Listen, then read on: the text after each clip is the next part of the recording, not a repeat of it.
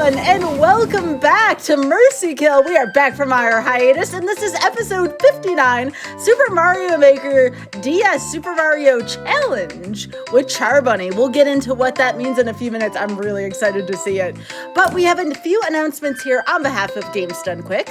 Frost Fatale 2023 prize submissions are open now until February 20th. Go to GamesDoneQuick.com for more info or use exclamation point prizes in Twitch chat to submit your prizes. We also have Unapologetically Black and Fast, which is coming up February 11th and the 12th. Celebrate Black excellence in speedrunning coming up next month. Use exclamation point UBAF in Twitch chat for more information. And with that being said, we have Charbunny here. Char, how are you doing? Doing good. How are you doing, Skybills? I'm doing great here. My scythe has been sitting in the back of my closet for about a month and a half, and hopefully we don't have to use it tonight. Hopefully. But if we do, it is ready to go. And remember, this isn't a real scythe, although Richard says, yeah, it's real plastic. I'm just going to insert that in there because that's how Richard is. I'm glad we clarified that ahead of time. I appreciate it. But yeah, so Charbunny and I have worked a ton behind the scenes for Games Done Quick, for Fatale. So Char and I actually know each other well, and I looked at myself and I'm like, who's to episode 16? I have not had Charbunny on yet, so we're really happy to have you on the show. I know, I'm so excited to be here. I've been meaning to get back to this game, so I'm excited this opportunity to force me to go through it again and see sort of where I'm at now after, a year of not playing it and just letting it sit there. So yeah, sure. This will be good. This is fine. And speaking of a year of not playing it, do you want to talk about your history with this game as a whole, or with the Mario Challenge in particular within Super Mario Maker 3DS? Yes, so this game is, as Sky just said, Super Mario Maker for the Nintendo 3DS. Super Mario Challenge mode is unique to this game in that this game came with 100 built-in levels from Nintendo. This makes up for the fact that you cannot search for levels from creators like you could on the Wii version, and so the online play is actually really limited compared to what you would expect. But the 100 levels that they built into it are actually really interesting levels because unlike a lot of other games, they're actually made to show you how to make your own levels. So each of them really focuses on a specific mechanics and really showcases all the different ways that you can use those creatively to make a Mario level happen. This game is really special to me because this is the game that got me into speedrunning. This is the very first speedrun game I've ever done. This category that we're going to see first is the first speedrun category I ever ran. It's the first world record I got. I don't have world record right now because Juice ACD, shout outs to that runner, got it back about, I think, 6 months ago. So we're gonna see if I can maybe start my climb back to the top on this one. But it's such a special game, so much fun. I'm really excited to show it off for everyone today. I'm glad you mentioned that because something I'll always ask at the end of the show is, do you plan on running this again? Because sometimes folks feel differently at the beginning of the show than at the end of the show. So I just want to put that out there. I don't feel obligated to answer that until the end of the show. And I'm interested to see if that answer changes from what you're thinking to what we have at the end of the show. So with that being said then, given history and all, last thing before we start, any safety strategies, anything you've been thinking about that might help out or assist you with meeting this estimate? Yes. So there's a few things that I'd really been trying to start improving before I left the game for a bit. And one of those is a strat in 16.4 where if you can react to whether or not Bowser takes a step or like flexes his knee within about a third of a second, you can correctly guess his pattern and get past him. We're going to lose 30 seconds there and get a fire flower and defeat him like normal people instead. Because my reaction time is not ready for that. Without any practice, I'm not going for it. That said, honestly, it's been a while since I've run this. There are 88 levels that we'll see in this game mode, and I don't even know if I can tell you what all 88 of them are right now, so we're going to find out how this works together. Yeah, and I'll kind of be on the hot seat during this as well, too, because sometimes Charbunny's going to ask me, hey, Scott, what's this level? So I'm going to see if I can identify them myself, if they are. With that being said, we have a lot of Mario levels to get through. Charbunny, are you ready to go? Gosh, that's a loaded question for today, isn't it? You know what? I'm going to go with yes. All right, you're going to go with yes. All right, on your count, you got this. Oh, I have to count down. Can you count me down? I'm too scared. I will be happy to count you down. All right, we are getting started in 3, 2, 1, go. Thank you. All right, I hit the start button, so the run has officially started. Oh gosh, I get nervous when I do that. Oh, you're going to be just great. And we're all on your side, Charbunny. You got a lot of folks in chat who recognize you, and we're all behind you, so. Thanks, everyone. I'll do my best. So for anyone who hasn't seen this game before, this is Mario Maker for Nintendo 3DS. Here's our story. Ready? Story's about to happen. Princess Peach is kidnapped. That's all the story, so you're caught up. Congrats. It's not a very story-intensive game. So this game has 18 worlds, 88 levels, and the first one here is where you see that Nintendo doesn't necessarily feel the need to make a completely unique... God, this feels weird. I'm not even gonna lie. I was trying to talk about the game and it's like, wait. I was just playing... See, look, I'm already missing stuff. I was just playing Love 3 yesterday again, and the physics are different. And it's like, how do I... Wait, I have buttons. They do things. Stair jump? No stair jump. That's okay. As you can see, some of the levels in this game are direct copies of levels from other games. It turns out 1-1 in the original Mario is sort of known for being this game that's really... level that's really intuitively designed to teach the player basic mechanics. Something this game tells you over and over is that you can't make Mario levels if you can't beat Mario levels. That's why 1-1's the same. 1-2, if I remember correctly, is where we just go, never mind, let's do our own stuff. And we start to see a few classic Mario Maker tropes, such as, how about we stack all the enemies on top of each other? Oh gosh, yep, we're already going slow because I don't remember my cues for things.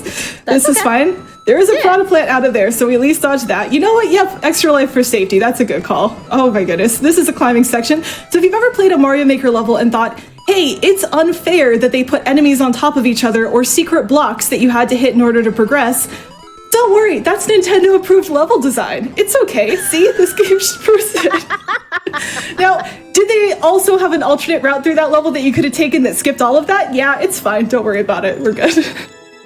One thing I'll call out here as well is that this game pulls from 4 different Mario generations. So we just saw 2 levels that were sort of in the style of the original Mario Brothers.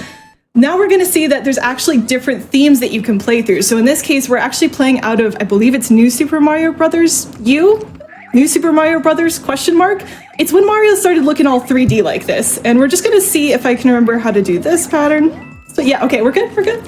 I very much am a speedrunner who likes to have my visual cues for when to jump. And the problem is, if I'm panicking when I get to something and I'm like, wait, is it here? Is it there? In a platforming game, that's bad. You shouldn't be second guessing yourself or you'll jump on the wrong one every single time and you'll miss the jump. So that's the easiest of the background cue levels that I'm going to be doing. Sky, up to you. What is this level? All right, let's see it. Very difficult to recognize. No one's ever seen this before, clearly. That looks like 1-4 to me.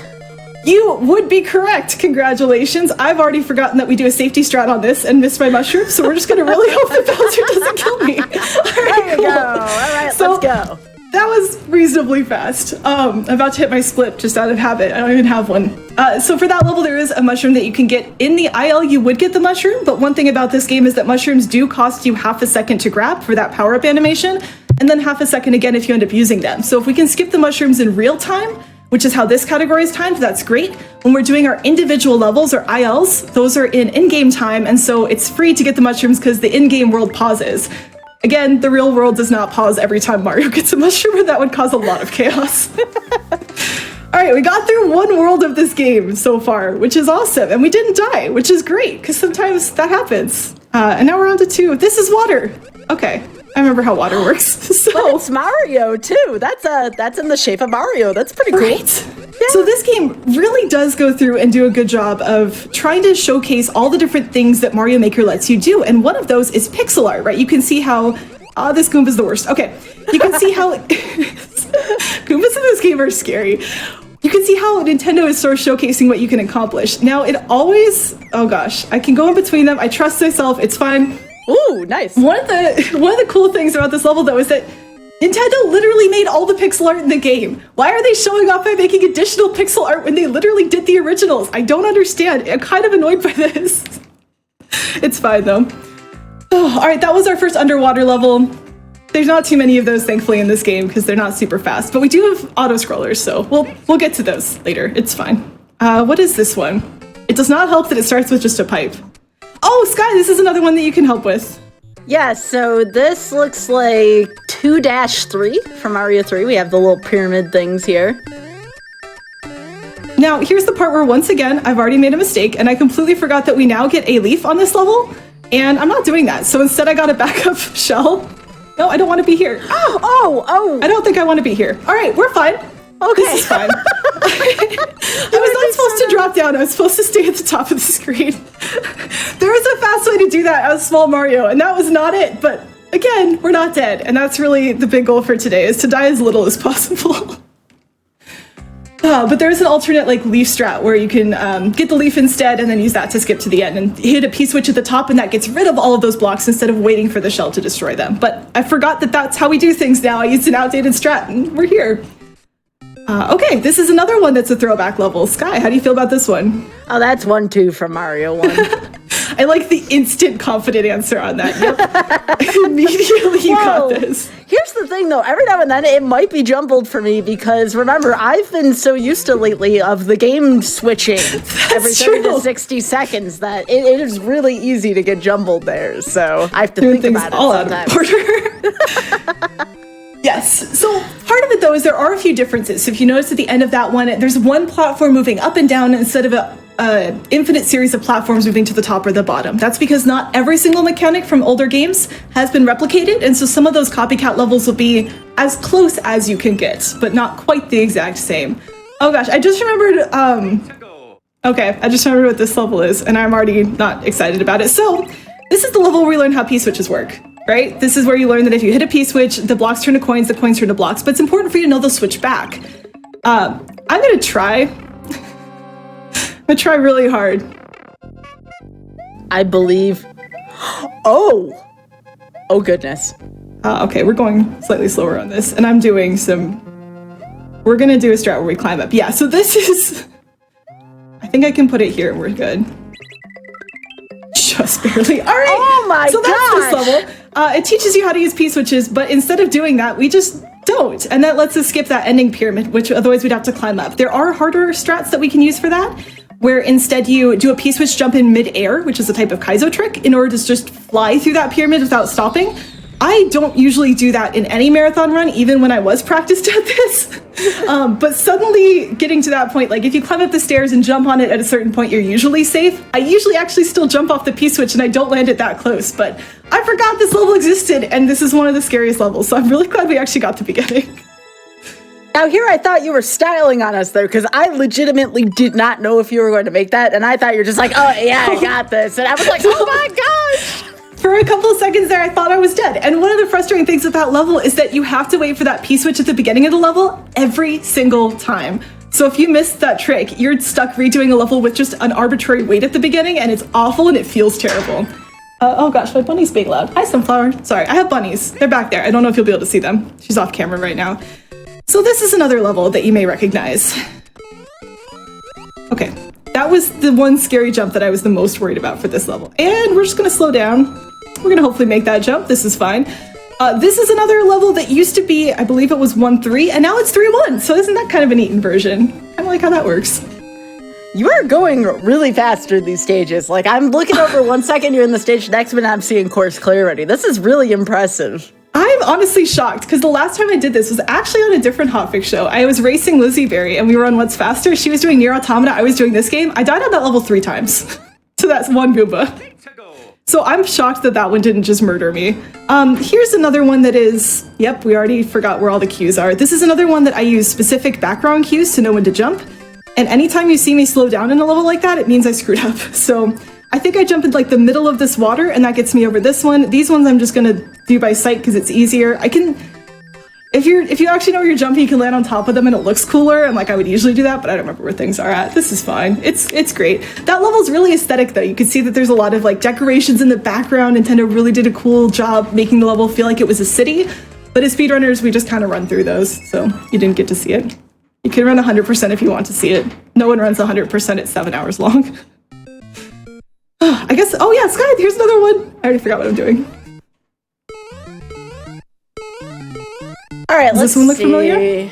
I mean, this is 3-1 from Mario 1. Yes! One of the reasons that might be confusing is because this is not how 3-1 actually looks. 3-1 is in a nighttime theme, so it's the background theme for the main world, but everything's inverted, so like the trees are white, the background's black. This game only has 6 background styles, and nighttime is not one of them, so they could not replicate the original level, and putting it underground was the closest they could get to that sort of black background atmosphere. So good job! I was curious if that one would be like tricky or not. And the 6 I think are overworld, like underground, airship is one of them, ghost house is one of them, underwater, and then castle. So here's our castle one. Don't think I get the mushroom I do get the mushroom here. All right, so here is the worst thing in the entire game. This is Lanky Mario. What? Look at this. Yeah, what the heck is this? Why did Nintendo put this in? I want to point out that Luigi is not in this game. Nintendo decided to put this thing in instead when, like, why? Why would you do this? This is nightmares. He does actually jump higher than normal Mario, and he gets this little, like, flutter. So in theory, it might be advantageous to have him, but honestly, it's so distracting that I usually would not get this. I would wait until this room and get the mushroom, but for all of you, I figured I'll just haunt everyone's nightmares. I don't like where that is. Yeah, that's not great. Okay, what we're gonna do is we're gonna get a backup mushroom in the Bowser room instead, because I don't want to do this Bowser without a mushroom right now. It's not usually a problem, but yeah. And again, every mushroom that I get that I don't need, or that I lose that I should have kept, is half a second. So we lost a second on that auto scroller because I got hit once and then I got an extra mushroom for Bowser. You can technically do that whole level without a mushroom, but no one does because this level's awful. As you might have been able to see. Oh, all right, that's the first 3 worlds. We are now on to World 4. World 4 is one of our tutorial worlds. The first 3 sort of, as you can see, borrow a lot from previous games, focus a lot on fundamental Mario mechanics of moving or, you know, in that level, spamming Lakitus everywhere, because that's fun. But the next one is where we get into flight. Because in case you didn't know, Mario can sometimes fly. Not always, but sometimes. And this is where we learn all of those different flight-based mechanics. And so you'll see us go through the different Mario generations as we explore this. Except for the first generation, because Mario didn't learn how to fly until later. Took him a little bit. It's okay. So here's another one. Sky, do you want to play Spot the Difference on what might not be the same about this level? Well, that Tower of Goombas for sure is a thing, and they're Tower of Koopas instead of the 3 Koopas here. This is 1-1 in Mario 3, for anyone wondering.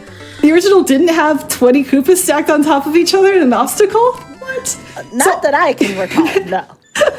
You may have noticed that I didn't actually fly on that level despite telling you this is all about flying. The reason I think Nintendo stacked all those enemies on top of each other was to try to force you to go get the tail, that like leaf power-up that you get in Mario 3 that lets you fly over stuff. Because how else are you supposed to get past that? But it turns out with speedrunning, we can just kind of skip the fact that that was intended to be a flying level. Here's where we'll use our actual first flying item, the very famous cape from Mario World. I think this may be our first Mario World level that we've seen, so yay, welcome to Mario World. And you can tell it's a tutorial level because there's coins everywhere. When Nintendo wants you to learn how to do something, they just put all of these coins in a trail along the level so you can kind of see where you're supposed to go. And we even get like celebratory fireworks and children, I think is the sound effect as we go through this one. So it makes it very encouraging to keep trying and get through this level. This level also has really nice retries that we can do if we fall down places, but ideally we don't do that because in this case, the Mario World levels all have this goal tape and it's on a cycle. And you'll notice that we hit it at the top. If we had fallen down at any point during that last section, we would have had to wait for the gold tape to go up and then back down in order to get us back again. I'm trying to remember what level's next, and it's like, it's gotta be flying related. Oh, it's the propeller one! Okay, propellers are up next. That's a new Super Mario Brothers item that looks ridiculous, and I hate that passion. It's just awful. And it's because it's one of the slowest power-ups in the entire game, because it's got a couple things to it. So in this theme, we can spin jump, which you're not going to see quite yet. But when we do that with the propeller, we're going to fly up quite a bit. So there we go, we flew up. And then if we press down, we'll do this like downward drill sort of thing. If we don't do that, we float downward with this propeller. And floating downward is very slow for horizontal momentum. So the trick with the propeller is to try to land as close to the ground as possible. I don't think I did this right at all. Yep, nope, that's okay, there's backups. So that you spend the least amount of time in the air. Which, as you can imagine, I'm just gonna get it from here. This isn't even the right spot, it's fine. Which, as you can imagine, is a little bit annoying for an item based around flying. So here I'm actually gonna spin down, as we call it, just to avoid having to wait for that somewhat slow going back and forth. And there, I tried to spin, so I don't have to. It's like, here, quick, just keep doing things. There's a way to triple jump. There we go. That was pretty bad. So that's it, trying to get close to that landing so that we're not spending a ton of time in the air. But of course, if you don't get far enough over that platform, now you've got to spin again to get up to it. So it's a bit of a gamble when you're speedrunning this game. How closely do you want to try to cut landing on those platforms? So we got through that level. That wasn't too bad. I had to use a backup propeller and then a backup strap and then another backup strap, but we're still moving. It's okay. I'm not looking at the time. We have a question from the chat. What is the most difficult level you've completed? I don't know if this was in regards to the Super Mario Challenge or if you've played through the viewer-created Mario Maker levels. Right. So this is one of the things that is really unfortunate about the 3DS version of the game. You cannot search for level creators or levels. And so if you're lucky and you get a really good random level, you can play through that. But for example, I was never able to search out creators like Pangea Panga and try levels like Pit of Panga is the one I think that everyone starts on. And so unfortunately, I haven't played that many Kaizo levels, and I'm kind of sad about that. So in this game, the hardest one to do with the speedrun, I'll say, is 16.4. The hardest one that I did casually is the shortcut version of, I don't remember what level it is, but it's the one with the parabeetles when we get there. I'll talk about it when we get there, because I actually game over on my casual playthrough trying to do the secret route. It was fun, though. This was twirling, by the way. In 3D Mario, you can actually hit the spin button in midair to twirl, and it halts your downward momentum for a second, and so you could just kind of make progress. With that, we're out of the Mario movement mechanic levels, and we're sort of more into the item mechanic levels. So, Sky, any other questions so far about how Mario works in this game? Well, isn't it... So the thing I know about Mario Maker is... Isn't all the mechanics based on, like, the new Super Mario Brothers model? Even though it looks like Mario 1, it doesn't actually operate like that, if I'm remembering properly, because I know it doesn't handle quite like the original Marios do. That's an excellent point, yes. So the physics are all based on the new Super Mario Brothers game. So my jump height, all right, we're doing great. That's fine. That's only one death so far. It's okay. I think you're supposed to spin jump on the first platform. The physics all act like they're from the new Super Mario Brothers game. And so for physics-wise, like, none of this is okay too. This is fine. Oh gosh, it's this level. This is where we learned that sideways springs can launch stuff up, and we're gonna try to climb this without the vine. I will answer this question in just a second before, hopefully I don't die to this ladder. Okay, we're good. This is fine. This is still fine. This is still fine. This is not, it's not fine. You're supposed to jump there. This is okay. All right, physics. So the physics are all from the new Super Mario Brothers game, but what Mario is capable of actually is matched to what game you're playing. So in this game, in this theme right now, I could pick up items if they're not sideways. The springs in this level are all sideways, so I can't actually pick them up. But the original Mario Brother, when you see us in that original Super Mario Brothers theme, he cannot pick up items. That's not something he's... Oh, that's what I did wrong. Okay, I was supposed to be holding a button and I did not hold the button. The original Super Mario Brother cannot pick up items, so he still can't in this game. Another example will be wall jumps. Wall jumps are something you can perform only in the new Super Mario Brothers U theme. Throwing items is a huge one, where only Super Mario World Mario can throw items up. Everyone else can only throw them to the side. So even though the physics are all uniform across any theme that you see, the mechanics that Mario is capable of do change based on the theme itself. So here's where we get to see a little bit of that in action as we do pick up this first spring. This is not where I'm supposed to be. I want this. Why do I want this? I want this because it goes here? Yes. Okay. Give me a second. This is fine. Haha. So this level you can skip by putting a spring there, and you're supposed to do that much more elegantly by throwing the spring as you cross through that field of booze, and then you just sort of run towards it. It's there when you need it. But you can also do what I did, which is not remember how to do that, miss about 2 of the jumps, and then just put the spring down carefully. These are called, these are strats that no one uses, but it worked. It's fine. It's a really nice sequence break on that last level. It's so wonderful. I think Nintendo knew about it. I would be surprised if they did. There's a couple things in here where, like, they knew, but it's so convenient. All right, here, I'm going to be going for things called spring jumps. Spring jumps are jumps that you do in midair off of a spring. We didn't get the first one. Honestly, I'll be surprised if I get any of them with no practice, but they're technically considered Kaizo tricks. This level is where, like, this level is Kaizo Central. If you want to do, oh, we got one, let's go. If you want to do Kaizo everything, this is the level where it all becomes available. There's like 10 different ways to complete this level using different items and everything, and we're doing what we call the safe route, which is taking this one spring as if it was a companion cube and bringing it with us the entire time. That's going to set us up to get past the ending, which is the really big thing. There's also a strat where you take like this bomb and use it to jump places, and then you do a shell jump at the end off of a wall. But if you do that and you miss it, you have to basically reset at this point if you're aiming for a top time. Like, there's the shells that you'd use. So instead, we use the spring. How did I get 2? I don't get 2 out of 3 when I do legit attempts. What is this?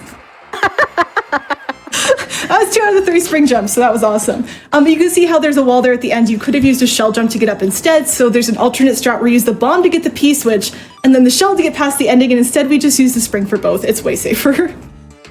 I mean, this is a legit attempt. It's just no reset. That's true. This is still a speedrun. I just don't get to start over when I die, so dang.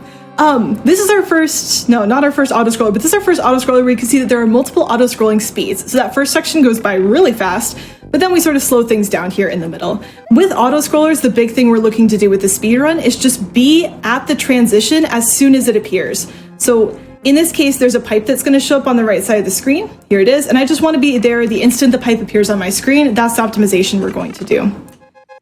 The other thing we can do, and this comes up almost never, but similar to our other Mario games, it is faster to finish the level if Bowser is not alive at the end of it.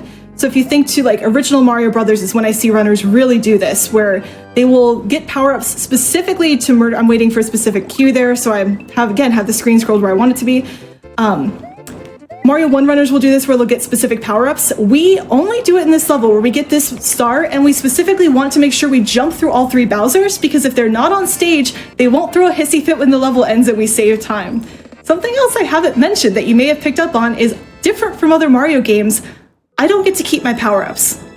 I know I haven't gotten that many of them, but if you think about the level that we finished with the cape, you'll notice that didn't show up in the next level. Every single level in this game starts you from 0. You start with just Mario, just small Mario, and that's it. This is really nice for practice because you don't have to worry about, oh, what if I lose Yoshi, or what if I don't have a fire flower in this level? You'll always start the level the same way. The disadvantage is we always start every level 1 hit away from dying, so depending on the level, that can be a terrifying prospect. There we go, we got through the first set of spring levels. That was levels around the spring. Now we're looking at other things that can make Mario bounce. So this one is, wait a second, it's more springs, that's okay. But this time, we're in the original Mario Brothers theme, and as I mentioned last time, I cannot pick these springs up. They will not come with me if I try to grab them. I know the ending to this one is something, so we're gonna get this mushroom, and then I think I'm gonna try to jump in the middle of the eyeball, question mark? Yeah, hey, we could do that. So jumping on the springs is actually slow though. It halts a little bit of your sideways momentum. So what we do there is we damage boost through one of the fireballs and jump off of the platform underneath the spring and use that instead. You do have to time that pretty specifically because again, Mario can't pick up the spring, so if you're too high, he'll land on it, which is safe. You'll still finish the level, but it's slow, so I try not to. But the visual cue is the eyeball on one of the skulls in the background. It's just a much easier one to remember than some of the others. Shoot, I've got like 10 strats for this. That was none of them, but it worked. I was gonna say, like, it looked fast to me. So there's like, that was like a perfect fast level because I just didn't slow down. But that level can get really out of hand because as you can see, there's a lot of Goombas bouncing around. And if you miss any of your jumps and land in that pit of Goombas, it is really hard to get back out of Small Mario. I don't know how that worked. I'm gonna go back and watch that later and figure out why it worked, but it did. Oh, I hate this level. Okay, so this is a level that I forgot existed, and now I wish I could forget it existed again. But I can't, so that's okay, we're gonna play it. This is the worst, sorry, I'm only a little salty about this one. So this is the worst type of level, in my opinion, in this game, and it's what I call a platform scroller, but it's also an auto-scroller, so it's just the worst of both of these. So an auto-scroller, you're probably familiar with that term, right? It's a level that continuously scrolls automatically. And as speedrunners, they're kind of not fun because you just have to wait for the end of the level to show up. There's not a lot we can do to speed things up. There's not a lot interesting we can do in the middle of them. Platform scrollers are close but have a very important difference. With platform scrollers, you're not constricted by the level scroll. You're constricted, oh, I want to be on the top. There we go. It's not necessary. It's just one of the more interesting things to do in this level and it's really boring. So we do this. You're constricted by a set of moving platforms. You cannot make progress without the platforms, and so you need to stay with them, and they kind of limit your speed instead in effectively the same manner. The key difference, though, is that instead, at the very end of each section, right before the goal or sort of the transition appears, you can usually do one giant death-defying jump to make it to the other side. I'm not doing that right now because you see how much time I would lose if I missed that? We would lose 80 seconds, so we're just doing slow strats. But right there, I could have jumped a lot sooner to get across that gap by barely jumping off of the corner of one of these donut blocks. That's why they're so frustrating, is because if you're trying to get a good time in a platform scroller, you basically have to wait for like a minute and a half and then try to make one jump perfectly, and that's it. It's not my favorite style of gameplay, but that's how platform scrollers work and they're a part of this game. The other thing with donut blocks in particular, which just makes this level even more this level, is that similar to like Celeste bumpers, every angle kind of gives you a little bit different momentum off of them. And so when you're trying for that very precise jump, if it isn't pixel perfect, it feels like it to try to get the right momentum off of these donut blocks. Now, for any percent runs, we're doing some pretty safe stuff. One, I got a mushroom earlier in the level, and that's what we call a safety mushroom. I can't remember if I mentioned that already, but those are mushrooms that we don't necessarily need, but they give us a little bit of extra safety in case we do take a hit. In this level, there's also a checkpoint at the halfway point, and checkpoints will give you a mushroom if you don't have one. If I'm doing a legit speedrun attempt, I do not take the checkpoint because if I die on this level, I'm sad and I'm giving up on the run and we're trying again. Or sorry, in a world record attempt, how's that? This is still a legit speedrun. In a world record attempt, I would not take the checkpoint, I would save that half a second because if I died on this level, I would be too sad and I would start over. In a marathon run, I take the checkpoint every time because this level is really long. Because I take the checkpoint, getting a mushroom elsewhere does not slow me down because it just takes up the same amount of time that the checkpoint would have taken to give me a mushroom. I feel like that dude in that meme with all the numbers behind his head right now, but basically I got a mushroom and it was free because of the strats I was using, and let's talk about this level instead. So, next level, I'm going to give Mario a concussion. I'm going to basically jump and bang my head on the ceiling as much as I possibly can because it just barely speeds up Mario's movement. And that's basically it. This level's really fun to try to optimize. It's had a super competitive back and forth in that IL for a while because of just how much time you save with how often you can bonk Mario's head into the ceiling. It's very mean, but it's really fun. So that's something. Oh, with that, I think that's 6-4. So we're doing pretty good. We only really had a problem with World 5 so far. I think 5-1, 5-2. We just died like 3 times to Koopas, but honestly, I'm surprised. So this has been pretty exciting. When you were like, oh, this level, and it started as an auto-scroller, I had to silence my mic for a second because I just started laughing for a while, because that is such the plight of speedrunners, right? Like, we don't die on those levels because they're difficult. We die on those levels because we get bored and we start doing silly things. And yes, oh my goodness. So many of the auto-scrollers in this game I have a route for, not because it's necessary, but because if not, I freestyle and I do the dumbest things and I end up dead. This is not what I wanted. I wanted the Shelmet. We don't have the Shelmet anymore. That's okay. There's a backup strat for this. So in this level, ironically, you know how I gave Mario a concussion last time? We're now going to give him a helmet, and this whole world is basically helmet related, so it's just like really rudely ironic that we do the concussion level and then the helmet levels in this order. But here's where we learn that Shelmets can deflect chain chomps. Ta-da! And you can even see like the chain chomp art in the background as we go through. Ideally, you get a Shelmet right at the beginning of the level and carry it through, but it's a really precise jump to get it and not lose it to the chain chomps without slowing down. So the backup is to just keep running, get the mushroom, and then you can use that to get a backup Shelmet. Here is where we learn what everything else the Shelmet can block is. So this level's just there. Did you just call it the Shelmet? Is that what it's called? Yeah, it's a Shelmet. I didn't know that.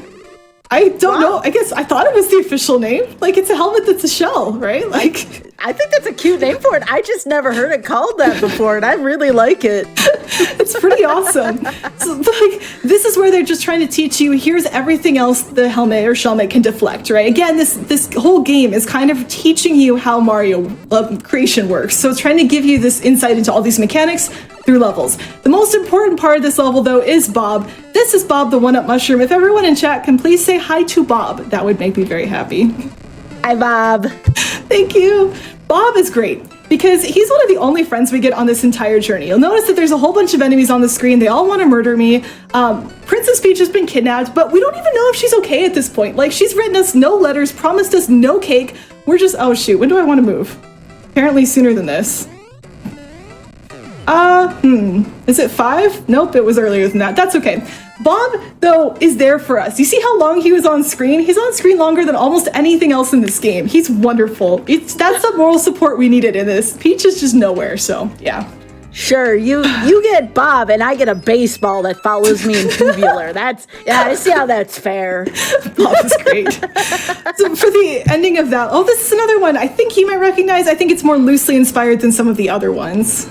Yeah, I'd say loosely, but this is, oh my goodness, this is bad. This is 8-3. I have feelings about this level that might not be appropriate for this channel, but what I will say is, I don't like it. How about that? I do not. Look at Char Buddy just flying through those things. And here's me when I play it. Jump, okay. jump. And in your defense, I have a Shelmet, so I can take one hit and not die. But what's scary about that one is you saw the staircase is broken up at the end. You lose your shellmet and you start flashing because you get that invincibility animation. So you're like half invisible trying to go up this half invisible staircase. And I did it slowly, for the record. Did not do that at full speed. Oh, that was really impressive, though. Chad, I just want to let y'all know, I play that level all the time on 8-3 on All-Stars. Charbunny, that staircase at the end, that takes a lot of courage to just fly up those stairs. So well done on that, Thanks. Char. Appreciate it. All right, so here we go, more shellmets. I kept it, which is good. I think this is here. Oh my goodness, we actually got the checkpoint skip. Okay, that saves half a second, because again, if you get the checkpoint, you become Large Mario, but I usually don't, and I'm kind of shocked. There's a specific lineup for that one that, again, is sort of cemented into my brain. That's one of the more obvious ones. It's the second post on the second set of fences in the background. I know that sounds really dumb and specific, but once you see it, it's a very memorable spot to jump from. But it's very precise to get over one of the obstacles and then jump again to get over the checkpoint without touching it. That was a nice use of iframes there, too, at the end for Bowser. Pretty awesome. Cute. Yes, you want a shellmet or you want to get that mushroom backup going into the Bowser. It's not the spot you want to lose your run. Gosh, maybe I should always take a 9-month break before I play this game again. It's going much better than I thought it would. I am telling you, there is some merit about taking a break from a game and then doing better at it than you were when you were grinding attempts. Like, that is a thing that happens. Oh, it's fun. All right. The next thing we're doing is more propellers. Oh, I hit the side. That's okay. Once again, the goal is to try to spend as little time. I think the jump is here. I think this jump is here. I think I'm doing this right? Question mark. We're fine. Again, the goal with the propeller is to not use it and to just spend as little time with it as possible. We're gonna use it there because I was gonna die if I didn't. Hey, look, there's another propeller there. Did you know that? I haven't seen it in like probably 3 years, but it's there. Oh gosh, I'm trying to talk about these levels and I keep getting distracted with like, wait, what is going on? That's a great question for both me and the audience at this point. All right, that was propellers. What is A2? We're gonna find out. Get at least one up mushroom, reach the goal via the sub area. Is this, oh, this might be the one. Okay, here we go. I need to land on this to make it work. So this level is awful. This is the level that I said I died the most on when I did my casual playthrough, and it's because I went through this pipe and did the secret area. So you'll notice in that area there was a buzzy beetle, like a parabeetle. Here we get the boot. The boot is just such a cool item. I love this item. Look at how awesome this is. But you'll notice that we constantly jump as we're in it. What we need to do is balance this boot on these flying enemies for the entire duration of this level. And the boot being very bouncy is actually really difficult to land if you're not used to it. And it likes to move around and just be obnoxious. And we're right now on larger enemies, so like, feels pretty good. But here come the smaller ones. And we just gotta try to stay on top of them. This is why I died so many times in my casual playthrough. If you go the other route, you get a leaf power-up and you can sort of flutter to make sure you're lined up on them. But no, here is the best hitbox in the game though. Oh wait, no, it's not. Here it is. Question mark, here it is. Yeah, check that out. It goes right through Mario's head. That's because his hitbox is actually in the boot, not where his head is, so that enemy can go straight through you, which is fantastic. Oh, but yeah, thankfully with the speedrun, this is something that you practice a lot. It is something that I think every runner of the game has lost a run to, and it's heartbreaking when you do, because it's an auto-scroller, it's very slow, and it's this far into the game, right? Like, you're pretty decently into this run at this point, so to lose it to a mistake on this level hurts a lot. But it's really easy to slip off of those things if you're not super duper careful with them. All right, now what's next? There's another level here. Oh, okay, bonus level. So what I'm doing, by the way, when I'm suddenly remembering these, is that as you go into these levels, you can sometimes see that there's text at the bottom of the screen as we're loading in. Shoot, it's third one? I forgot. I'll explain this in just a moment. But as you look at the level bottom of the screen, there's a couple things there that we call medal challenges. These are bonus optional challenges in every single level that you can use to get bonus medals. That's the difference between any percent runs and 100% runs of this game. What I'm trying to do now is failing really badly, but this is fine. Basically in this level, this is the level with the most transitions in like the entire game. Transitions being where you go from one area to the next. This is also not correct. This is fine. We're just gonna go very slowly. And for every single one of these transitions, there are two things you're supposed to know. There is a visual cue, which I think is this line of coins, and there's a target spot to stand, which I think is this line of coins. And what I'm looking for is when the target visual goes off the left side of the screen. There we go, I did one of them correct. That's when you run from your target position, and if you do that correctly, I'm gonna lose time to that? I did not lose time to that, okay. If the POW is to the right of Mario when you finish the level, he'll get stuck on it and you'll lose time from him not being able to leave the level. That was way too much technical explanation in like a short amount of time. Basically on that, there's a spot I'm looking for and a spot I'm standing. If I run at the correct time, I'll get to the transition as soon as it happens, which again is how you speed up an auto-scroller. I got one of them correct because I forgot what all the cues were, but that's okay. Thankfully, that's a level that's more or less a bonus, and it validates that the previous level was in fact hard and I don't feel as bad for dying on it. Sky, we've got another throwback level though. You got this one? Oh, that's Lost Levels 1-1. It is! This is always the sneakiest one when I give this quiz because this is the only one I don't say is part of this game, right? I told you that the original Mario Brothers is part of this game. Mario 3 is, Mario World, as you've seen those levels. This is the sneaky one since it was using the same game engine. It can work in this game as well, but you'll notice that it was the first level in Lost Levels. It's 8-4 in this game. Also, in World 8, I think this is the first time we're seeing that there aren't just 4 levels per world. We have some worlds that are longer than others. So this one has 6. A couple of the later ones are going to have 8 levels per world, which is how we get up to 88 levels. Oh, shoot, this one in 18 worlds. Sorry, Sky, were you saying something? No, I'm impressed by your commentary as well. I mean, not only do you speedrun, but you speedrun your commentary quite well. Sometimes I'll just stop talking if I start like focusing on something, but you just keep going, and it's really impressive trait to have. Thanks, and I'm glad you talked during this one, because this is one of the ones I can't talk and play. This one is so tricky, and again, I don't know why this is working. But the good news is if you've seen Mario Maker 2, that probably looked scarier than it was. The hitboxes in Mario Maker 1, which is the equivalent of what I'm playing, are slightly nicer on the spikes, so it's a little bit safer than it might have looked if you're used to seeing Mario 2 gameplay. The spikes aren't mean yet. 8-6. Is this the blue platforms one? No. Oh, this is another one. So this is the one where I'm going to try to get the 100% medal just because I can. As long as you've gotten the 100% medals before, you don't lose any time to getting the 100% challenge. And once again, this is an auto-scroller, and we've already talked about if I don't have something to do on an auto-scroller, I'm going to do a dumb thing and end up dying. So for this one, the medal challenge is to get, I think, 6 1-ups, and the way that you do that is by, for each of the sequences of enemies, jumping on all of them without hitting the ground. So there we go. We got Goombas and Wigglers. We jumped on all of them without hitting the ground. That gave us 6 1-ups. We should get the medal challenges at the end. Again, there's no animation for this since I've already gotten them. This is a file that has been completed 100%, and that is partially to save time in the any percent route. But hey, there you go. Get at least 3 lives, get at least 6 lives. Oh.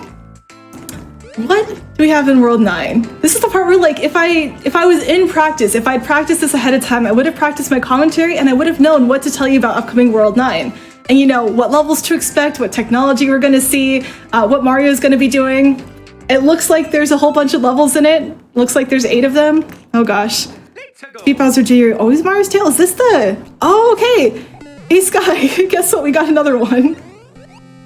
At a glance, this is looking like the first airship from Mario 3, but I'll need a little more context here. You are so good at this game. I've played a lot of these levels. Okay, I'm supposed frequently. to go here. There we go. You can go over that. Yeah, so for ours, unlike some of the other games, or some that you might have seen in Mario 3 speedruns, we don't care about getting power-ups to fight that final boss, because again, we don't carry them through anyway. And actually, the final boss in this level is optional. They just didn't make him required, which is fantastic. And so we're just not going to worry about this. But I did get the mushroom because it is random where this boss is going to be. And so instead of us, you know, trying to be really reactive on this one, it's just easier to make sure we have a mushroom so we don't get killed by Bowser Jr. Normally, that would, of course, been a Koopaling, but Koopalings were not introduced until Mario Maker 2, so Bowser Jr. was sort of the best we had at the time. And there you go. But yeah, one of the things that's interesting is even though there's a lot of copycat levels in the game from other famous Mario generations, a lot of times we can't actually copy the speedrun strats from those other games. Sometimes we might do something similar, but because our physics are all based on New Super Mario Bros. U, and there aren't actually any New Super Mario Bros. U levels, I think, in this game, we had to come up with our own speedrunning strats for pretty much everything. But it made it really fun to go ahead and try to route this game and figure out all those different pathways. This is the Luigi's Mansion level. It's not called that, but I think it is, because look at all these boos, look at the artwork and paintings that's trying to murder you. It's fantastic. I love this level so much. It's also very fast. The biggest thing there is just jumping on the conveyor belts that are going backwards so you don't get slowed down by them. If you jump on the first frame you land on a conveyor belt, it will not actually affect your momentum, which is fantastic when they're going the wrong direction. We'll see some later that are going the right direction, and that's going to be another scary one. I think that's in 18, but we'll see when we get there. There are levels in this game. We'll find them. Yeah, so I'm looking at these medals to try to remember, like, what am I about to see? And it's like, get a bunch of coins. Okay, so here's where we learn about wall jumps. So this is a new Super Mario Bros. U exclusive mechanic. That's okay, don't worry about that. We'll do this again. This is a new Super Mario Bros. U exclusive mechanic where, as you can imagine, if Mario's on a wall, he'll jump off of it. As you can see, he'll slide down the wall if we just sort of leave him there. You won't see much of that in this particular level. You can also see that this is a tutorial level because, again, there's coins everywhere, but you can notice that as speedrunners, we don't necessarily need to follow the tutorial all the time. We can sometimes just play the levels, and we're pretty good at them anyway. We can take these a little bit faster than before. I am going to get a mushroom here because we're going to damage boost through these fire jets because I don't want to wait for them. I hope I didn't do that too late. This is fine. These are going to pop out. I don't like that. Here's the sliding because I was too scared to drop that and should be through this. But this one's a really fun one and also one of the really fun ones to optimize. Some of these levels, everyone ties the aisle because it's just a hold right and run level. Or I like to call them running gun levels based off of Cuphead, but there's no gun, I promise, it's just running. And those ones, the aisles are all tied because everyone can just hold the button and you just need to jump enough to not die. That's a level where I think for a couple weeks I went back and forth with another runner, Juice ACD again, and we kept beating each other by like 1 second because there's just so much movement. Shoot, this is the fast jump one. Okay, we're fine. We got it. Up there is a secret. Don't worry about it. One thing that's interesting with this game is that if you are doing aisles, sometimes you actually take a completely different route than you do for any percent. So you'll notice that I went through this bottom. I didn't go in that pipe. If you're doing the aisle, it's faster to go in that pipe because it actually beats this level with an extra like 4 or 5 seconds on the timer. But it takes 6 seconds to go that direction because you have to go into a pipe for 3 seconds and out of a pipe for 3 seconds. So in in-game time where pipe transitions don't count, it's faster to take the shortcut. In real time, which is what I'm running, we don't do it that way. So it is fun that some aisles just have completely different strats. Here is one of my favorite levels, even though it's an auto-scroller, because it's the only airship Super Mario Bros. 1 level. So one of the cool things they did is that there are 6 different themes in this game. We went through them all earlier. And some of those themes did not exist in the original Mario Brothers, so the airship was not introduced until Super Mario Bros. 3. But they did retroactively create like visuals to go with it and compose a creative arrangement of the airship song specifically for Mario 1, and I love that so much. I really like this song even though it's pretty chill, so yeah, this level was cool. You'll notice that I'm getting red coins on this level. That's, again, just the Char Bunny, please don't do dumb things and end up dead on an auto-scroller strat. You do not need these for the actual speedrun.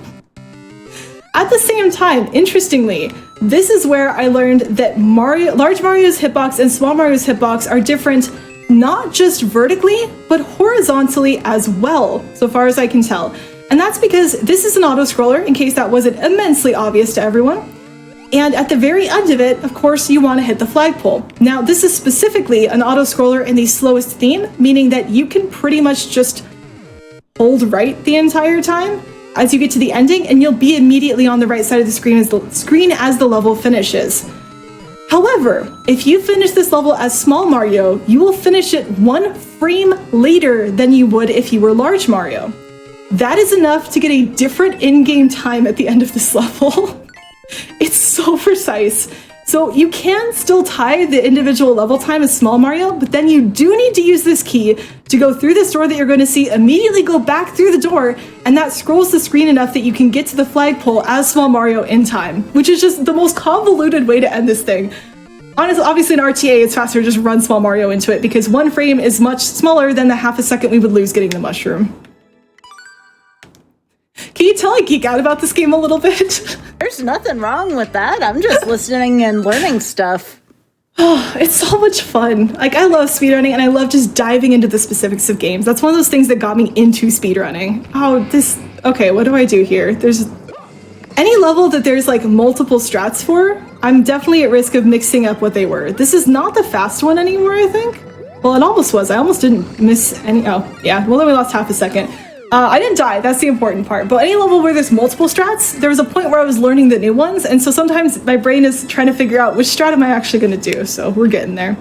But yeah, that's part of what got me into speedrunning is when I would watch GDQ events, I would be so fascinated at how much you could learn about a game from listening to some of those explanations. Like, I'm a computer science major. Learning about how to like completely break the original Pokemon games apart taught me so much about how they were fundamentally built. And I thought that was oh, I'm supposed to throw that Pouse Wit block, by the way. That's what I'm supposed to do. Good to know. They taught me so much about fundamentally how those games were put together, and I thought it was one of the coolest things ever. So when I speedrun, I love sort of, this is going to be a struggle. I love getting to the same thing. Oh, weird. Nope. Okay. Oh, this looks like 7-2 vaguely with that huge pit in the middle, yeah. Yep, you got it. And that huge pit in the middle is not something you can climb back out of. There are invisible blocks that will lock you into it, which is why as soon as I missed one jump, I went back and retried, because that is faster than falling into that pit and having to swim back out, by the way. You have to swim back out in this game. Oh, that was not optimal. That's okay, though. We're still speedrunning. Still gaming. Yeah, I was going to say, this commentary is way more insightful than what I did when I did my last Mario run. It's mostly just me reacting and, like, screaming when levels, like, flip like this. So, like I said, I like technical explanations myself, though. Learning quite a bit here. Yeah. This level is the one I kept thinking was coming up sooner, and it wasn't. This is our next platform scroller. So if you remember the explanation of I think I want to be here. Am I far enough ahead? This is fine. Remember explanation of sooner? It's basically an auto-scroller, but with one scary jump. We're going to take a safe version of these jumps, so you can see that was barely ahead of where the platform was, and not take things like too aggressively, but this level can get incredibly hectic if you try to IL it, because there's actually these midpoint jumps to get up to these checkpoints, and this does let you get ahead of where the main platform is. So it's not only safety, which is, good to have, but it's also trying to get ahead of the platform below.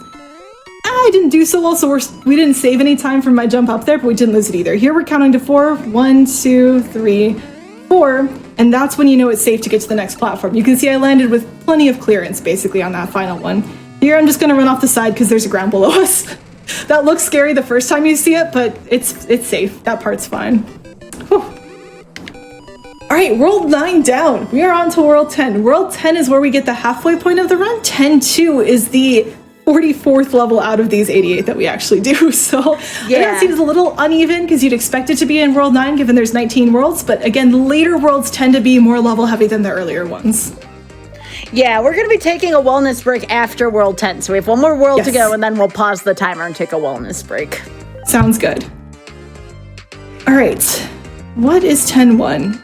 I know one of the levels in 10, and I'm blanking out if it's this one or a different one. Defeat all Spinies? Okay, this might be another throwback one, but this level is one of those ones where if you haven't seen it before, please make sure you're sitting down, because you know what we're about to do in a Mario game? We're gonna go left! We're in a Mario game, we're going left! Why the heck are we going left? This is awful, this is not how Mario's supposed to work, we're supposed to go to the right, why are we going to the left? This is not how it's I just panic! What is going on? Why are we going this direction? This is not safe for Mario! Ah! Okay, we're done, we can go back to the right. Sky, would you like to take a guess at what this level is? This is 5-3 from Mario 3.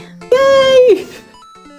You are absolutely killing it. All right, the second half of this is pretty chill. The left half is actually terrifying, and you can see that I slowed down a few times. You do not actually have to slow down on that level if you do your jumps correctly, but here's once again where there's two strats. The strat that I did, I slowed down a lot because that strat, if you miss it, you die to the Spinies. There's an alternate strat where if you miss it, you just bonk into a block, and I don't remember how to do that one, so once again, you can see some very creative alternate routes through this game that you may not otherwise get to see. All right, 10-2, what are we about to do? Sludge Bros. Why are there Sludge Bros in this level? Is this the... Oh, this is this one. Okay, we're gonna get a mushroom because we need it. I know that wasn't a super... So this is a Goomba in a... We're gonna try this again, I'm gonna be patient this time. This is a Goomba in a shoe, as you can see when the Goomba falls out. And the trick is if you jump on the shoe too soon as it's coming out of that pipe, it will completely kill both the Goomba and the shoe, which is not exactly what we want to have happen. Here, you can see that if we're in a large shoe, actually, so I have a shoe now, I don't necessarily want one. If we're in a large shoe, we can actually ground pound, which is not something you can normally do in this Mario theme. And, do I jump out here then? Yep, there we go, that worked. We now need a backup shoe, I think. You can ground pound, and that actually goes through walls in order to kill some types of enemies. So we had to kill an enemy through a wall to get a key. That happened like 30 seconds ago now. But the trick is, at the end of this level, there are Sludge Bros. I am currently Small Mario. You know what I don't want to be? I didn't jump far enough. I usually don't have to get the backup shoe, but there it is. You know you don't want to be at the end of this level? Small Mario. You're supposed to be large Mario, but we didn't quite do that correctly, so we're going to try again. Here's the mushroom. This mushroom is not too slow to get because, as you can see, I have to wait for the shoe to spawn in anyway, so we're kind of good to go. That stack of POW blocks is how you're sort of forced to learn that there is, in fact, a ground pound mechanic for this. I'm going to get rid of the shoe. That's probably a bad idea. I'm probably going to die a different way this time, but, you know, we'll try. Basically, this section here is just trying to get... This part's hard, and I'm forgetting what my setup is. As you can see, there's these vertical rising platforms. We want to get up them before, really, we have to wait for anything on them. But as you can see, this is a level that doesn't have checkpoints, so if we miss something, we're back to the beginning. The trick there is that if I can jump just right, I will barely make it up that platform without having to wait for anything at all. The alternate that you kind of saw me accidentally do the first time, we're going to try it this way again, is if you have the shoe, you can use the shoe to actually jump. The shoe gives you a mid-air jump as you jump out of it, similar to if you've played games with Yoshi in them. Yeah, that's what we wanted to do. See how close that is, though. We don't have a lot of clearance on that platform. If you play games with Yoshi in them, it's similar to jumping off of Yoshi's back, although it's actually a little bit nicer in that I think we keep more of our momentum than Yoshi would give us. Now, I'm large Mario, so at this ending I'm not going to have to worry. And you might go, well, wait, Char, why did you run into a boot as opposed to just facing the ending? Well, this ending is Sledge Bros, and it's RNG, and you can get through there as small Mario without dying and slowing down, but it's not safe, and so it's usually safer to go get the boot and then run the boot through them, because it'll give you those iframes. You can take that as a damage boost. But it turns out the boot also can damage you, and if you don't jump far enough and you're not being safe enough, then you'll die to that boot, and that's okay. So now you've seen that level in excruciating detail. Alright, but boots are really fun. I'm so glad that this game brought those back and you got to play around with them again, because they barely show up in Mario 3. Here we go with yet another throwback level. Sky, any thoughts on this one? This is Yoshi's Island 2 from Super Mario World. Yay! For this one, this is the first time where, as you might be able to guess with the name Yoshi's Island, you can actually see Yoshi, but guess what? We don't want Yoshi yet. We'll see him later. That was early enough. Yeah, we're fine. This set of levels, actually, now that I'm remembering what my commentary normally is for World 10, is that you usually see something and use it on the next level. So here we saw Yoshi in this level. We're actually going to use Yoshi in the next level instead. I don't remember what our item was in 10.1 and 10.2 because it's already just shoot. I guess it's the boot. There's actually a boot available in 10.1, but we don't get it. We only get the boot in 10.2. So that's the theme for World 10 is see something, use something, see something, use something. So this is where we're actually going to use Yoshi for the first time, and Yoshi's awful. I'm sorry, I'm not Team Yoshi. I don't know, Sky, where do you fall in the Yoshi is a friend versus a tool conversation? Well, it depends on the context of the run. Okay. In the shuffler, I have to get rid of Yoshi every now and then if it shuffles over and it's that or death. So in that case, I mean, could it be both? Could it be friend and help? That's fair. For this level, that's kind of the theme, is Yoshi is free to get in this level because it's an auto-scroller. The thing that makes Yoshi really frustrating in the speedrun is that when you mount Yoshi, so when you sort of get on top of him, you actually lose all of your momentum, and that's slow. I want that back, please. I'm trying to do a speedrun.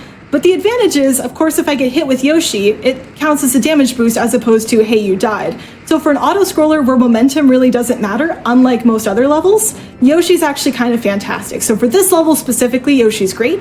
But as you see in later levels, he's just kind of slow. So and this is where we're going to pause the timer, so I'll continue my Yoshi explanation afterwards. We are going to pause on the yellow screen. So pause in 3, 2, 1, pause. All that's right. Close-ish. It's okay if we got that a little bit off because I forgot I had to wait for the buttons to load it, and that's where we'll take a little break. Awesome. And for folks watching again, perhaps on YouTube, please be sure to follow Char Bunny. That is twitch.tv/char_bunny. Yep. So real quick, on behalf of GDQ, if you want to follow what Games Done Quick is up to, use exclamation point links in Twitch chat for all things GDQ. And your subs, Prime Gaming subs, gift subs, and bits shared on the GDQ Twitch channel help support Games Done Quick with AGDQ 2023 costs, including hotel cancellation costs. Please consider subscribing to help support Games Done Quick. And with that, everybody hydrate, stretch, and we'll be right back with Mercy Kill. Welcome back to Mercy Kill. I am here with Char Bunny, and this is Super Mario Maker 3DS, the Mario Challenge. Char, are you ready to get going? Yes. We're good. All right, I got let's this. do it. I'm not worried at all. Oh, you got this. I agree. Let's go. All right, I'll do the count this time because I feel like I unfairly made you do it last time. We'll take turns. You have to count down World 19 when we get there, though. So okay, all right. Just give me a heads up. All right, we're going to start again in 3, 2, 1, go. All right, we're immediately into a cutscene because that's what happens in between worlds. So I kind of memed earlier about the story. Technically, the real story is these two characters on the bottom screen. This is Mary O, the human, and Yamamura, the pigeon. And they're actually our guides as we learn how to create levels. Like, Yamamura the pigeon is the level creating expert that is teaching us everything that we know. And so in between each world, they'll give us a rundown of what we just saw and what to expect coming up next, because again, we're supposed to be learning how these level creation mechanics work. Instead, though, I think we get to use Yoshi again. I need to not hold right. So one of the things with Yoshi is when he comes out of his egg, he has what we call an activation window. And that's the time before you can sort of jump onto him, but after he's popped out of his egg, like basically until he is a fully hatched, where do I stand? I can stand here, this is fine. Until he is a fully hatched Yoshi, you cannot ride him, which, I mean, fair, that seems like a polite thing to do, but at the beginning of that level, if you are holding right the entire time, you will always run through the Yoshi, and you will never land on top of him. And you know what's right after the Yoshi? It's spikes. It spikes the whole way through. So unfortunately, I died so many times at the beginning of that level from just forgetting to not hold right at the beginning. That's yet another reason why Yoshi is not the best. I know I happen to see some potential information about a vote in chat where chat seems to think that Yoshi is a friend, and that just tells me that all of you need to speedrun this game. That's what needs to happen next. You all need to speedrun this game so you can feel what I feel when I see Yoshi on my screen. But I will leave it there for now, because now we're about to do a very traditional Mario World thing in speedrunning, and we're just gonna not play a level. We get a cape. Cape is neat. And what we can do is we can use this to just fly over the level instead of doing any of the middle part of the level. Obviously, Nintendo knew this was possible because they put coins in here. And this is, I think, maybe one of the middle challenges, but it's much nicer. The background or the underground route that you would normally take on your first playthrough has just like a ton of spikes, enemies, death pits, jumps, things like that we just don't have to deal with when we just take a cape and fly over it. Have I died on this level in a speedrun before? Yes. Still. You can still die on it even with this route, but it is much nicer than the other one, which lost a lot more runs before we made the change. I forgot what level's next. So when I do commentary for this run or for any speedrun, I usually try to explain what's about to happen as opposed to explaining something and then asking you to remember what you just saw. Unfortunately, that's not going to happen a lot today because I'm seeing stuff at the same time you are. So, oh, here's another auto-scroller. I almost died to the very first thing in it. We're going to get rid of that chain chomp, and here's where we're going to get another safety mushroom. This particular mushroom is the one that I call my emotional support safety mushroom, because back when I ran this regularly, this is not a level that I died on or took damage on. Like, this is not one of the scary levels in this game, despite the fact that it's a haunted house with booze in it. Don't worry about that. This is one of those levels that most speedrunners do not take the mushroom at the beginning, and that's very fair, right? You don't really need it. But here's the thing. If I don't take the mushroom, I'm now very aware of the fact that I don't have a mushroom. That makes me what you would call nervous, or stressed, or anxious, and it causes me to overthink every single jump in this entire level. So as soon as I don't take that mushroom, I suddenly play about 200% worse. And that's why, even though I lose half a second on this level to pretty much every other runner of this game, I will continue to take this mushroom, especially in this setting, because oh my goodness am I not dealing with that live. So yeah, there's another upgrade. You do not need to get the safety fire flower. That's a little bit excessive. One of the main reasons is because this ending used to give me so much trouble, and it might still. What I used to try to do when I'm dealing with these giant dry bones is I would try to land on their shells. Because you know, you think about landing on Koopas, you think about landing on their shells. But no, the shell is not actually the solid part of this dry bones. It's the back of its neck. It's that nape of the neck that's actually the target spot you want to land on. And if you keep trying to land on the shell, you'll land too far off to the side and you'll fall through it and you'll die if you don't have the safety mushroom. So even though, yes, I can play that level, I just showed you I can play that level without getting hit, I'm keeping the safety mushroom. You cannot take it away from me. It's for emotional support. I love what chat said here. Emotional support safety mushroom is the name of my next band. That's good. That's really good. Definitely an interesting one. All right, this level, there you might have seen just briefly, there were, oh, I need to jump here. There are 3 choices. This is a really coolly designed level where basically each of those 3 choices leads you to a different platform. We are on the fast lava lift, which is the fastest of those platforms. But interestingly, that means we actually have to play, I want to hit this. I think I have to jump over, okay. That that's also in the way. Good to know. This actually takes the longest route through the level because you'll see that there's a jump there, and we make that jump because we're on the fast lava lift. If we're on the slower ones, they won't make that jump into this diamond section, but they are so much slower that it's still not worth it. It's actually fastest to keep getting this fast platform. There are about 3 faster ways to end that level, and as you can see, it's a platform scroller, so by jumping off of the platform sooner at the end, you save time. All of them are terrifying, none of them are worth it right now. Maybe I'll go for some stuff later, but that's again not one of the spots. I don't even in my world record attempts, I do not go for that either. Okay, we got past world 11 though, so we're sort of back into things. World 12, oh yeah, okay, so world 12. With this game, there are no actual names for these levels. Every single level is canonically just 11-4, 12-1. As a runner, that can make it a little bit difficult to remember which level numbers correspond to which actual levels. World 12, though, is one that you learn to know, because World 12 is Koopa Clown Car World. And yes, that's a real thing, and no, I don't know why Nintendo thought it was a good idea. Basically, that's not correct. This entire level revolves around a mechanic called the Koopa Clown Car, which we're gonna wait very patiently for this one because I missed the triple jump.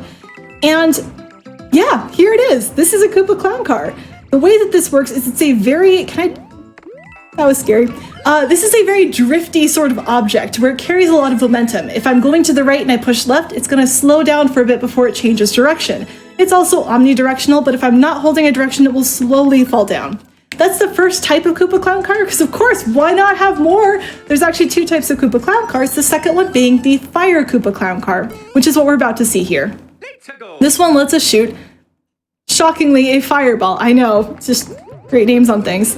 And we're going to see that in action for what is essentially our next auto-scroller. But what's really cool about this one is it actually is a little bit more like an arcade game than it is like a Mario game.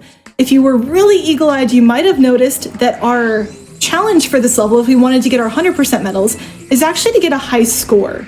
We are not going to be doing that here, but the reason that works is because, as you can see, we're sort of slowly scrolling as if we're in an arcade shooter and enemies are popping up on screen.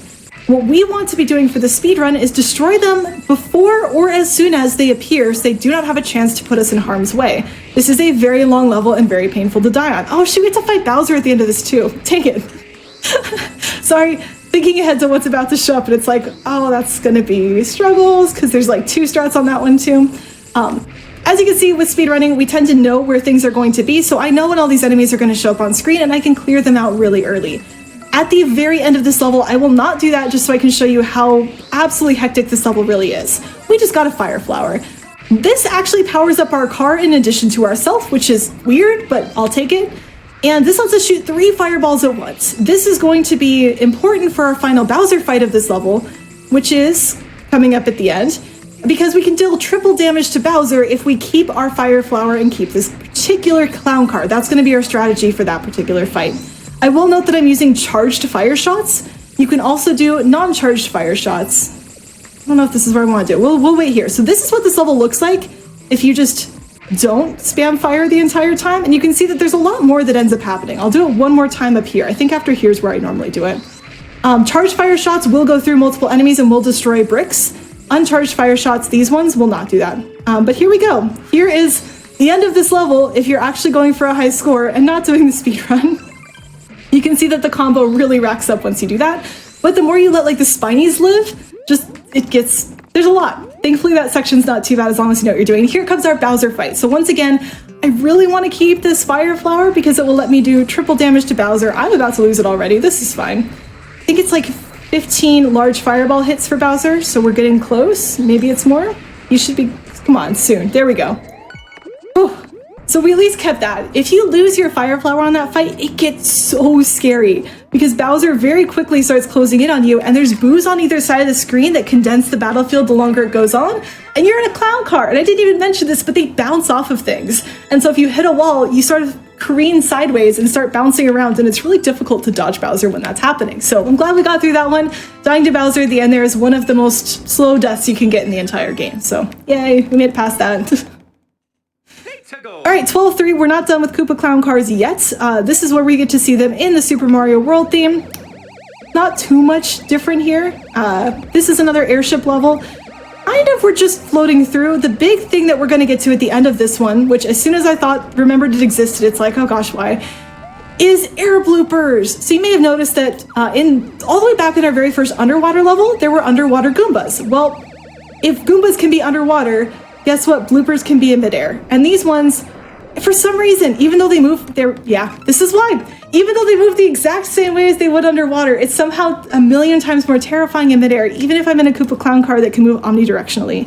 The ones at the end, usually you can line them up, but part of this game is that it knows when you're afraid, and so it knew I was afraid, and that's the demonstration of why air bloopers are awful.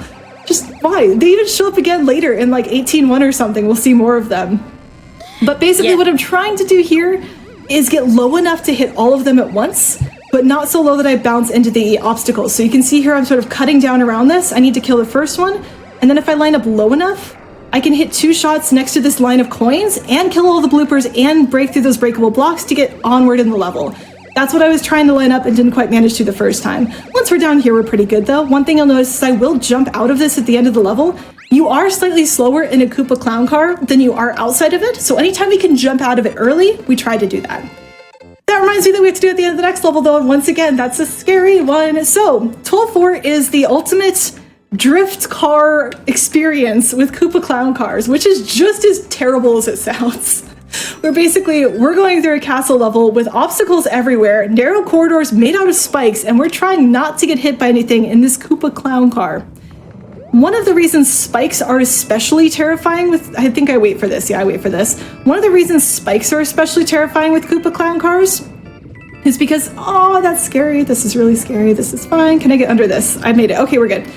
Spikes are especially terrifying is because if you get hit by spikes, you actually lose control of your Koopa Clown car, and you just have to wait for it to stop being dizzy before you can continue. I think I jump up, and then I'm good? No, just barely. That's okay, we'll get back to the end. And so if I hit any of those spikes, I lose control of my car, and if I'm on my way down, I will sink into the lava before I'm able to recover, and that's just a really, really sad way to go. We're gonna try this again though. So the trick with the ending is that of course, I'm trying not to slow down, and of course, once again, I'm small Mario, because hey, welcome to speedrunning this game. With that, I really need to not get hit by those shells that Bowser Jr. is going to throw out. Now the trick is, I don't quite remember the pattern. Bowser Jr. is not... See, here's the dizzy. We barely didn't die to that, which is fine. I'm gonna just wait. You know what? We're gonna do this. I almost still died to that. There we go. That was an incredibly not speedrunning way to do that, but we got there.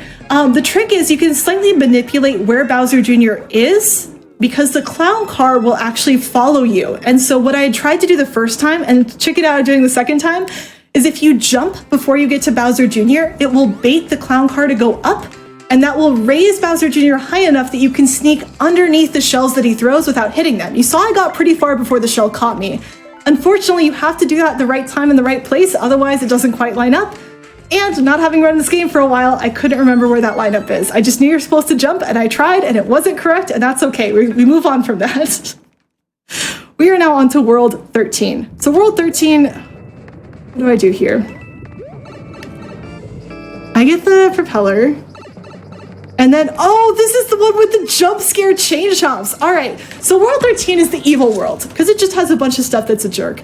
This level is the one level that has what I like to call, again, jump scare chain chomps. At the bottom of this level, bottom being a relative term, we will get there eventually. I'm just gonna keep this propeller because you can't tell me now I don't want to. That's, never mind, I'm not gonna keep the propeller, and this is fine. Do I want the shell? I don't think I want the shell. There we go. The jumps on this bottom section. Okay, so as you can see, there's lava at the bottom of this level. There are chain chomps that are actually underneath the lava that you cannot see. They will jump out and surprise you without any warning. And that's why I call them jump scare chain chomps. You do not see them until they jump out and try to eat your face off, which is not a very pleasant thing for them to do, honestly, kind of rude. The issue here is that one of them is very bloodthirsty. In general, chain chomps are considered to be RNG, meaning that they're random and you don't really know where they're supposed to go. Yeah, I am supposed to lose the propeller there. Do I get it back? No, I just want to... That was also incorrect. I don't get this. This is fine. The trick here is that that one at the bottom that's hiding underneath the screen will always murder you if you make a mistake in that jumping section. I don't know how it's that consistent, but if you miss any of those jumps and do them too slowly, it will always jump out and attack you. That's why I try to go so fast on that bottom section, even though you can see from my first death, I don't have a ton of time to do any of those jumps. I'm landing on the corners of platforms.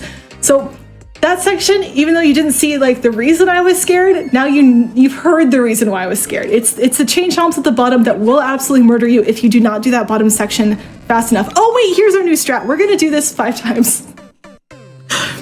So this is the worst level in this game, and thankfully we can kind of skip it. So what I'm doing is I am resetting 5 times, I think it's 5 times, and that's gonna trigger the Nintendo's thing that they started doing, which is an assist item. Basically, Nintendo goes, are you doing all right over there? How about we give you something to help you finish this level?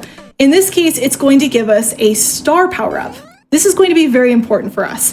This level is actually supposed to be an escort mission, if you would believe it, which is why? Why, Nintendo? Why did you put an escort mission in a platforming Mario game? Can I talk to someone about this, please? But the way that they enforce that is that in this beginning section, you're supposed to escort a P-switch. And so here should be our assist item, if I counted correct. Yeah, I want the assist item. Thank you. This is going to be really tricky, but I'll try to go through it. We're supposed to get a P-switch so that we can drop a muncher on all these plants. Instead, if we have a star, we can run right through them. The second section, we're supposed to escort a muncher, which is going to let us drop them onto Bowser's so that we have to redo it. Bowser, so we can get through that part without having to escort the muncher. The trick is this backup strat using the star, or not backup strat, this is the actual speedrun strat that we use for world record right now. This strat using the star, as you can see, does not have a lot of leeway. If I miss any of these jumps, I don't get it. If I barely clip the muncher that Bowser is on top of, I don't get it. So I have to get that sequence of jumps, and if you're like looking frame by frame, our star runs out as we're in the middle of those Bowsers. It is a miracle that that works the way that it does.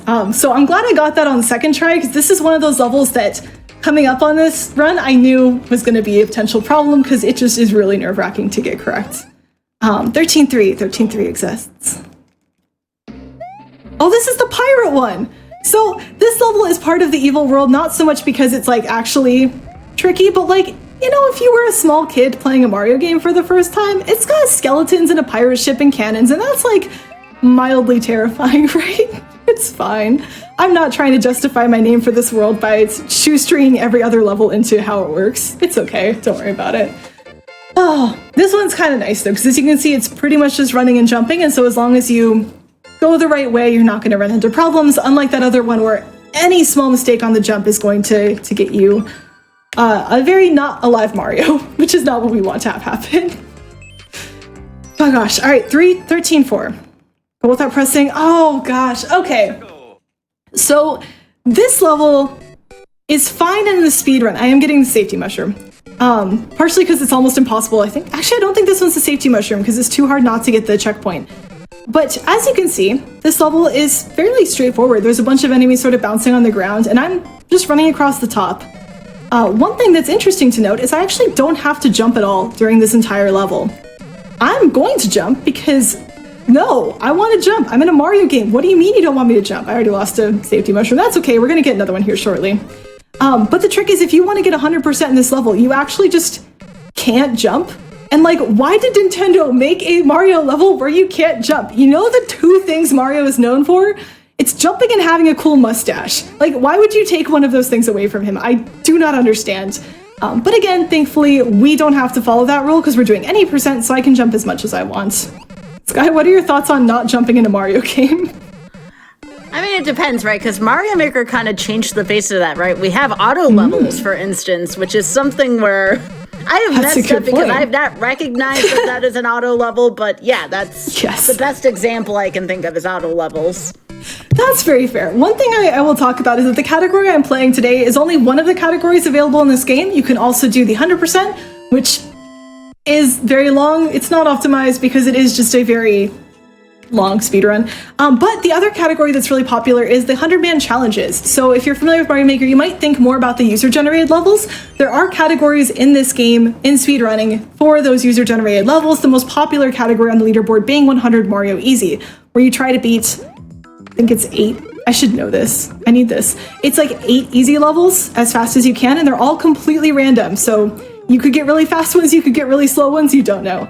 That is a category that I do not play. I'm very much a fan of where do I go up here? Little to no RNG in my speedruns. And so that is about as much RNG as you can possibly get, just playing random levels from the internet as your speedrun. It's really cool though. It's a lot of like quick reactions and quick reading of the levels as you go through them. This is not that. This level or this game has very little RNG. The biggest sources of RNG are really like some Bowsers. And even then, we have ways of working around them. You're not losing any significant amount of time to RNG in this game if you're playing it well, which today I'm kind of doing. So we're somewhat seeing that, which is fine. I hope everyone's having a good time. 13-6, defeat Bowser, defeat another. Why is Big Bowser in this level? What are we doing? Oh, this is the Super Meat Boy level. So that's not its official title, but as you can see, it's a whole bunch of oh, this is incorrect. This is very incorrect. This is fine. We're gonna wait for this fire. Those saws are awfully close though. I don't like where they're at. Please, can you move further away from me right now? I need to watch these cannonballs. This level just reminds me a lot of Super Meat Boy because it has all these like, oh gosh, they fall down there? That's terrifying. All these saws that are sort of chasing you. I don't need this, but I actually do need this. Wait, I don't know where the saw is at the top. And what happened is there's actually a specific setup so you can get through the fire that I waited for. Let me focus again. I have to do specific jumps here. I think it's one here. Nope. Okay, we'll try again. Thankfully, there's a checkpoint right before this part. At the beginning of this level, there's actually a way to get through all fire jets at the beginning in one go, but I forgot to wait for it, and so then I had to just wait very patiently on that level instead. We can retry this section, so we're gonna do that, and I'm gonna give it another go at just actually doing this correctly. So it's 1, 2, 3, and then one more. There we go. So these are really tight jumps. You have to jump and twirl in order to get over those saw blades. But if you can do that correctly, you're fine. That is a case of a random Bowser. We got the good pattern where he didn't jump until after I was past him. You may have noticed that I hesitated on that platform. That's because if he jumps and I jump, I lose. Bowser always wins that confrontation, so that's why I paused at the end. Okay, we got through there. We got through there. That's one of those, as soon as you miss the setup, you now have to go on to something else, right? Like I can't go back in time and reset up landing on a specific cannonball at a specific time before jumping through the fire bars, so we got to play that level closer to what it would have been on my first playthrough, but obviously the saw part at the end where we're jumping over them and twirling is not how you would play it on your first playthrough, but it's fun. We're now out of the evil world, thankfully, and into just a little bit more chill, if I remember correctly. World 14, Superstar, why is that? Again, I'm reading these medal challenges at the bottom of the screen to try, oh, here we are. To try to figure out what level we're in so I can try to react to it correctly. Most of the levels, you're pretty safe if you just hold right at the beginning of them. But a couple of them, it's a bit of a problem. I'm gonna try to see if I can remember how to do this. So if you stand right here, I think we're good. Ready? Ready? Whoosh! Haha. So this level is all about boo rings, and because it's an auto-scroller, the joke is that it's a boring level. Get it? Because it's boring because it's an auto-scroller, but it's boos in a ring. I've actually died in a marathon before telling that joke, so I always want to, but sometimes I'm scared to. The interesting thing with this one is that I get this mushroom, and you might think, oh, that's another safety mushroom, you know, maybe another emotional support one. But no, this is actually a time-saving mushroom. If I keep this to the end of the level, I can actually break through some bricks. So one thing we haven't talked about much is Mario's ground pound.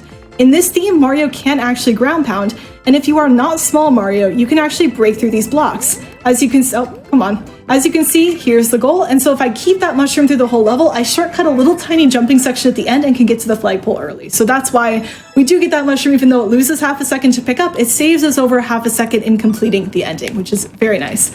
I'm gonna grab some water real quick. Remember to hydrate, everyone. All right, 14-2, Buzzy Mario. Let's go. Yeah, at some point, oh gosh, it's this one. Okay. This level's awful because as you can see, Buzzy Beetles attack you from above and from below. This is... I'm not dead. That's fine. They attack you from above and below. So all these jumps that I'm doing are actually tighter than you might expect because I am specifically having to jump low enough that the enemies at the top of the screen, that almost never happens, low enough that the enemies on the top of the screen don't hit me, but high enough that I clear the gaps in the enemies below me. So like all of those jumps are much tighter and much scarier than they look. This is honestly a level that I thought would murder me over and over and over, and it didn't. And that's Shocking. I did have to slow down, though. You can see I couldn't quite do it all the way through without being more practiced at this. Key door and 100 coins. Oh, what's 14.3? Oh, this is the Crushers one. Okay, so this level teaches us about the Crushers. They're these giant spiky things that you see coming down from the ceiling. And one thing that's really cool about this level is that it actually teaches you about Crushers in two ways. The first way is in this water section, where they move pretty slowly because guess what? They're underwater, just like we are, and we move slowly as well. We're going to be taking a couple of damage boosts because as they move so slowly, it is much faster for us to get a mushroom and run through them than it is for us to wait for them to sort of go through their cycle. I think I wait here, and that line's this.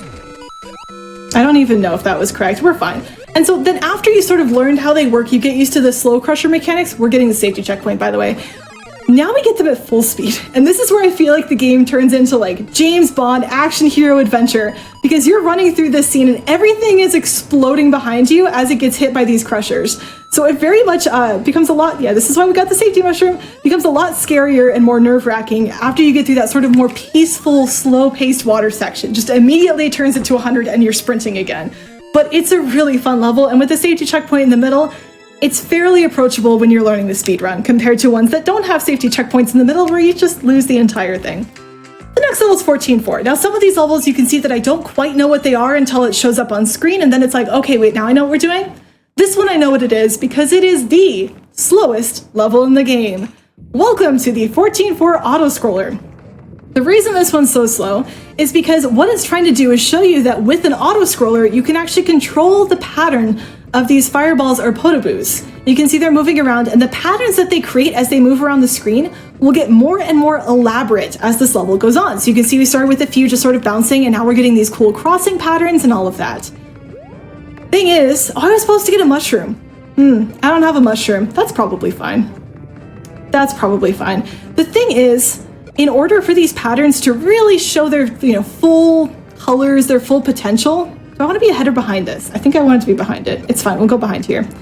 In order for these to really show their full potential, we have the slowest speed auto-scroller in the game. Am I in the right spot? I'm second guessing myself a lot right now. I think I'm still good. Yeah, here's where we go past it. Now, because it's the slowest auto-scroller speed in the game, as you can imagine, it's not a very fast speedrun. And because this really is just, hey, look, there's patterns, it's really easy for us to plan out a route through it that's relatively safe. The big thing I have to watch here is there is a Goomba at the bottom, so I need to stop before the bottom step so I don't run headlong into it, and then I think we're good. Yeah, okay, now we'll get our actual mushroom. So the reason I should have gotten a mushroom early is because this checkpoint is near impossible to avoid, and since you get the mushroom from the checkpoint, you're already taking that half a second penalty for the mushroom at that point in the run, and so it's a free safety to get it sooner in the run, because you're always going to take that sort of time loss anyway. Let's get the 1-up mushroom. Thank you, 1-up mushroom. We're at 58 lives. Lives are not really a concern. But yeah, so unfortunately this level is very pretty, with all the different patterns, but as a speed run, it's a lot of this. I'm just holding the right button and waiting patiently, semi-patiently, for the games to let me continue. This, I think, comes in at like 4 minutes long. Technically 18.8 is longer in real time, but only because it has so many like door transitions. And honestly, the door transitions are one of the most fun parts of 18.8 once we get there, so we'll see that a bit later on. That will be the final level of this run. Here we are, waiting again.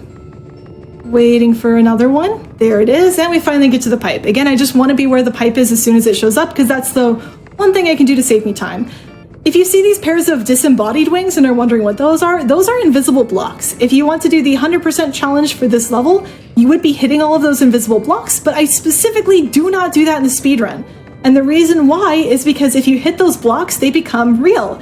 And when they become real, they have collision. And when they have collision, they actually deflect the fireballs and can change the patterns that you're seeing, suddenly making this level less predictable and way more dangerous.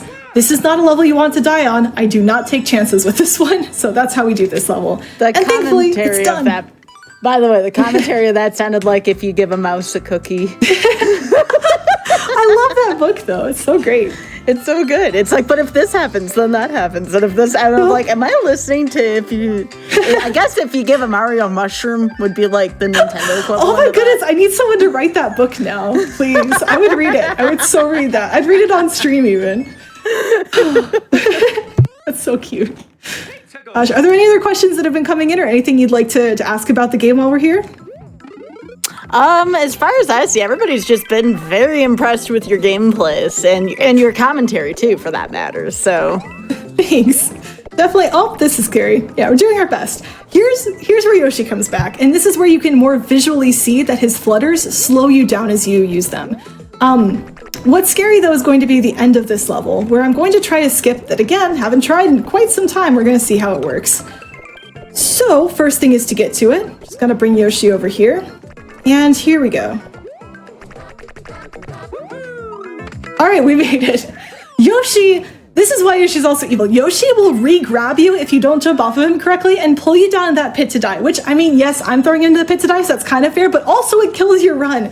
There are no checkpoints in that level, and that is a trick right at the end of it that is so nerve-wracking if you're on good pace. Thankfully, Yoshi cooperated, maybe because all of you in chat like him. Maybe he hears chat and is like, it's okay, I'll be nice this run because chat is here for me. And that brings us to our next copycat level. Sky, does this one look familiar, but maybe not as fast? Oh no, this is Air Force. Yes, yes it is.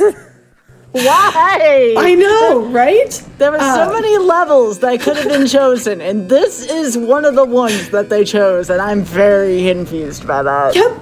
It's a level, all right. For anyone who doesn't know, this is from Super Mario Bros. 3. This is one of the levels from the Dark World, just known as Air Force. On the menu screen, it's just the airship, and then Dark World. Yeah, it's just kind of there. It's not a fun one. It's okay, though, in the speedrun, because what we're going to really be focusing on is not so much what I'm doing right now, but what I'm about to do at the end of this, because we have kind of a boss fight. We are going to be going up against Bowser Jr. in a Koopa clown car, which is not very fun. This is kind of meant to be a required fight because Bowser Jr.'s clown car, the exit pipe for the room is at the top right of the screen. And so the game intends for you to defeat Bowser Jr., get his clown car, and then use that to escape to the top right pipe. However, we're going to try to do that without having to actually defeat Bowser Jr. When you're going for an IL, this requires an incredibly specific, precise trick to do the perfect one for, and at the end of a long auto-scroller is painful. We're going to try like 2 different things. The first thing I'm going to do is jump through him, hopefully get a shell, and we're going to try to shell jump off the side of the screen. And we did, but unfortunately we didn't actually make it in the pipe. So now the convenient thing is with that strategy, we actually have hit Bowser Jr. twice. Once when we went to get the shell the first time, and the second time when we failed the strat. And that sets us up to get the third hit pretty quickly, so we did actually do the intended route from Nintendo for that part of the level. The other ways you can do it are actually jumping off of the shell as he throws it in midair, which is the super fast way, or you can keep that tail and actually fly up to the top right corner of the screen instead. So there's multiple ways to get through that room. I like that strat because it's a fast one if you can get the shell jump, and if not, you're set up well to finish the fight normally. This is a really cute level that I do not like because the jumps are really mean. But basically, here's where we get to do another aesthetic level. 1, 2, 3, 4. Nope, this is fine. All right, we almost died to a Goomba there. That's fine. You can see how cute all these houses are. Everything has like sound effects. So like when you go up to, I don't like where I'm at. This is fine. This is fine. We're good. We're good. You can like actually ring the doorbell of the houses as you jump on the note blocks. Like it's a really cute level. You can go into the houses and explore them. But for the speedrun, again, we just kind of run past everything. And I'm actually really lucky on the Goomba car. I meant to do a full jump off of the note block, and if that input had gone through in time, I would have died. So the game actually saved me there by not accepting my input. So thank you, game. We have a question from the chat. Someone says, I was wondering if Char Bunny is planning to run other Mario games since she seems to have such a good amount of knowledge about Mario. I am a huge fan of watching Mario speedruns. I think I would like to learn some other Mario speedruns in the future, but I still have more work I'd like to... Oh, we're gonna try something dumb. That should not have worked. Sorry. Yes, I would like to do more Mario speedruns in the future. Trying to spend time learning a game takes a while for me, so at this point I want to do a little bit more with this game before I move on to learning a new game, and actually I'm still doing a lot with Love 3 as well. I'm very much a platform game speedrunner though, so that's the genre I'm looking for. I just did a really precise trick on the last section, by the way, so here's another platform scroller, where again, I'm going to try one up here too. We are limited by how fast this platform moves, but at the end of each section we can do a death-defying jump to get ahead of it, and hopefully make something work. Do I remember how to do this one? It's 3.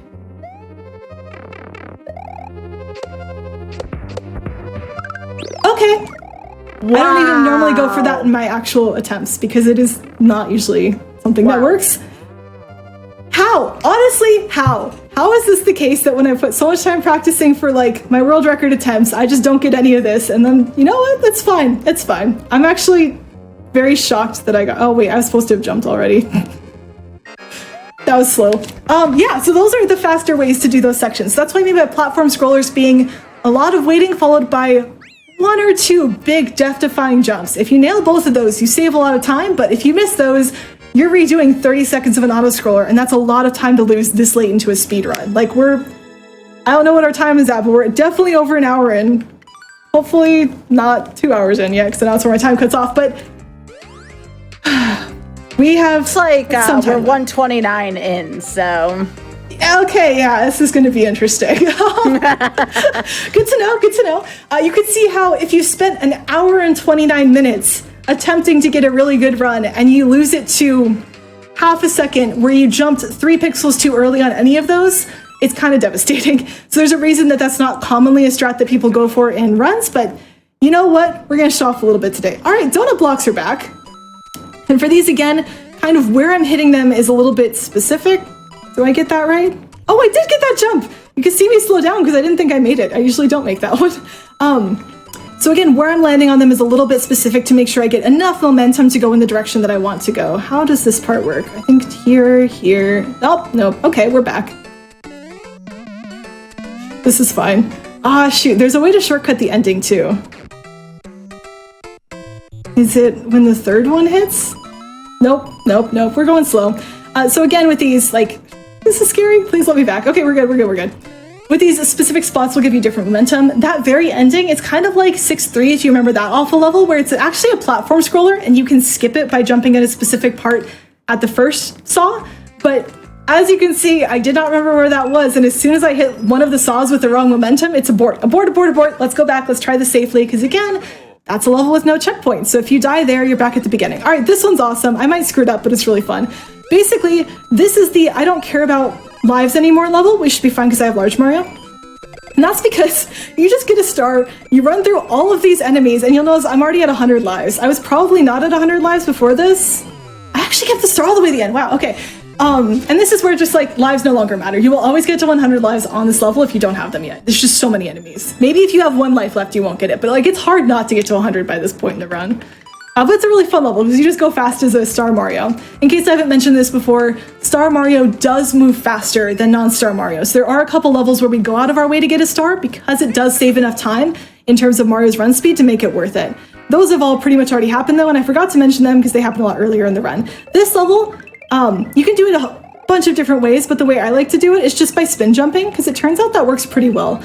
Basically, besides this part, if I spin jump in the middle of these platforms and the edge of the ones before, I'll always be lined up for landing on the platform that's coming up next. So do I remember how many platforms there are or when to, it's just, if you're on the left half of the level, jump on the right edge of the platform. If you're on the right half of the level, jump on the middle, and it works. And then I only have to remember like 2 things instead of all of those jumps. Okay, we're on 16-4. This one is one of those ones where, again, I know what this is without you having to tell me because it's so difficult to do optimally. First thing we're going to try to do, and seriously, why am I getting these today? First thing is that ground, come on, jump around, there we go. Ground pound in midair. When Mario does that ground pound, he actually gets a, wait, hold on. Okay, this is fine. Mario actually gets a small bit of bonus height, and that's just enough to go through the donut blocks. I think I ground pound here, yeah. One thing that's tricky about this level is that there's a lot of small optimizations like that in it. I think this is where I do a triple jump, because then I get up to here, and then we spin jump down, yes. There are so many small optimizations and corners to try to cut through in this level. I have to go down. Wait, I got this. And there is no checkpoint again. This is the level where we talked about in the interview, and Sky, you asked, are there any safe strats? This is the safe strats level, where we are not going to be doing some of the more advanced things. You can do a POW drop here, jump over the donut blocks without having to get Yoshi. That's incredibly unsafe. If you lose it, you lose the shellmet, and you lose your ability to go for any of the really fast strats. And you have to go a different direction. Also buy Yoshi, sorry. There's also where you can sneak past the ending Bowser of this level with Small Mario and a shellmet, but you will see why that's not really the intended route in just a moment. What we're going to do instead is go get a Fire Flower and try to fight him down a little bit more traditionally than what you're seeing here. Oh wait, I need this. The other thing you're gonna see me do here is I'm gonna go to the top up here, and that's because otherwise the sledge bros are in the way, and this will also, oh wait, I need the fire flower. The fire flower's gone. I don't think I can do, okay, backup fire flower time. The problem is now Bowser's in a bad spot, and I can't do the fast version of this, where you just sort of run up and blast him because you know where all of the bottom things are. So here, what I'm trying to do is get underneath this Podoboo on the right if I can. But the problem is these Sledge Brothers keep jumping. When the Sledge Brothers jump, it will actually paralyze Mario for a second. And if I'm not careful, that will throw me back a little bit and Bowser can hit me in that damage window, basically. So what I'm doing in that fight is I'm watching the Podoboos, trying to get underneath the one on the right so that I can be closer to Bowser. The closer you are to Bowser, the faster you can kill him, while also jumping anytime the Sledge Bros do so that I don't get paralyzed. The Fire Flower fight is actually really fun and mechanically intense, but it is slower than just sneaking by a small Mario. It's just that sneaking by a small Mario, there's a third chance that Bowser just does something else, and then you really have to not only time a jump very precisely and duck at a very precise time, but you have to either get lucky or, again, that's where you have to react to like the third of a second indicator of whether or not Bowser is flexing his knees to jump, because that's the key thing that he can do. So we got through it. We got through 16-4. I'm really glad we got through 16-4. That's another one of those very late game run killers if you don't quite get it right. Ooh. Oh wait, we should go up. Okay. This level is really cool because there's actually 2 routes through every single one of these. I got this. Every single one of these sections. And obviously the speedrunners would take the fast one. But if you're doing, wait, this is here. If you're doing the medal challenges, then you actually have to do both routes. And it is kind of fun to discover them the first time you go through, because some of these are pretty creative. Basically, you either need to hit a bunch of, you either need to hit a bunch of these blocks until something helpful comes out, or you can just sort of cruise by. So here, if I just barely sneak through, uh-oh, it's gonna go away. Okay, I need to not go the other direction because I don't remember how to do that. If you sneak through a different way, you can sort of get past it without that. I need to do a triple jump. I don't know if I actually need to do a triple jump. This is fine. We made it. Yeah, there you go. That's the fast route, which is skipping most of the blocks. The reason that we do activate some of the blocks in that bottom section, even though it actually does make things a bit more dangerous, is because, again, giving Mario a concussion when you're in a 1 block wide space is fast. This is not a recommendation for real life. Please don't translate this into anything other than a Mario game. All right, 17-2. Does this involve flying things?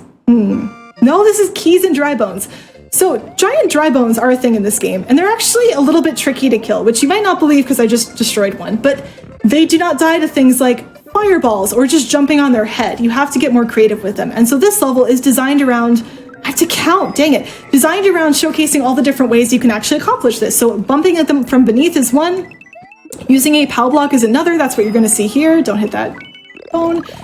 And we're gonna see another one, which is throwing a bomb through them. But here's where things are gonna get tricky, and I'm gonna go quiet and count at one point, because I'm gonna forget how to do this otherwise. Oh wait, I need the bomb. Please give it back. This was slow, that's okay. I just need this. I'm gonna, no wait, I need a bomb. Hold on. Please hold. I need a bomb for this. Come back, bomb. I was supposed to re-pick up the one that I threw at the dry bones, I think, and it's just been a while. I need to count to, I think, 6. I hope it's 6. 2. There we go. As you can see, there was a hidden block there that's preventing me from leaving the pipe. You can get a spiky shellnet and bust your way through it that way, or you can very carefully time your bomb throw so the bomb explodes while it's next to that block, and that's the faster way to get out of that level. But there's a reason I pick up a safety mushroom. I have died so many times from tossing the bomb at the wrong spot and blowing up me instead of the blocks, which is not exactly what you want to have happen. So there we go. All right. Oh gosh, what's next? What's next? 17-3. You ever like start a level and you just get a feeling that it's a scary one? Is this conveyors again? Oh yeah. No. This is this one. Okay. Sorry, I actually do need a bomb. Let me go back and grab one real quick. Oh, is that gonna be close enough? Nope, not close enough. All right, we're gonna use this bomb. This is what you could call scuffed. So the next thing I need to do, oh, I don't want this bomb right now. I'm actually gonna grab the next one. Oh wait, no, I did want that one. Ah, okay. We need to get the key. You see there's the key over there behind that guy? Shoot, please go away. Ah, don't, I re-caught it. That's not what I wanted to do. I wanted to get rid of the bomb. Please don't. Okay, back to this. We need the key that's behind that, dude. This is still not how this is supposed to go. There we go. That's the first one. I want to stay here and get this to spawn. That was also incorrect. Oh my goodness, it's gonna be a mess. So if you do this correctly, the hammer bro is always on this top layer like that, and you can always run into him with the bomb like that so that he just kind of dies without throwing his hammers at you. But as you can see, I'm maybe not doing the beginning of the level quite right, and so that's not exactly what happened there. But we got through that section and now we're onto a checkpoint, so we should be fine. There is a faster pattern to deal with this, and I forgot what it is, and that's okay. Here is where you see more bombs in action, where just everything's going to continue to try to come towards us and explode, but as long as we dodge everything and sort of know where we're going, we're fine. There is a couple different ways to get through this level, so it is fun to see which different strats people pick up and go with, but that's called the I'm pretty sure this one won't kill me, and not the I'm pretty sure this is the fastest one. There's a lot of safety happening right now. All right, 17-4. Oh, we only have 99 lives. We're down to 99 lives. We don't even have 100 lives. Gosh.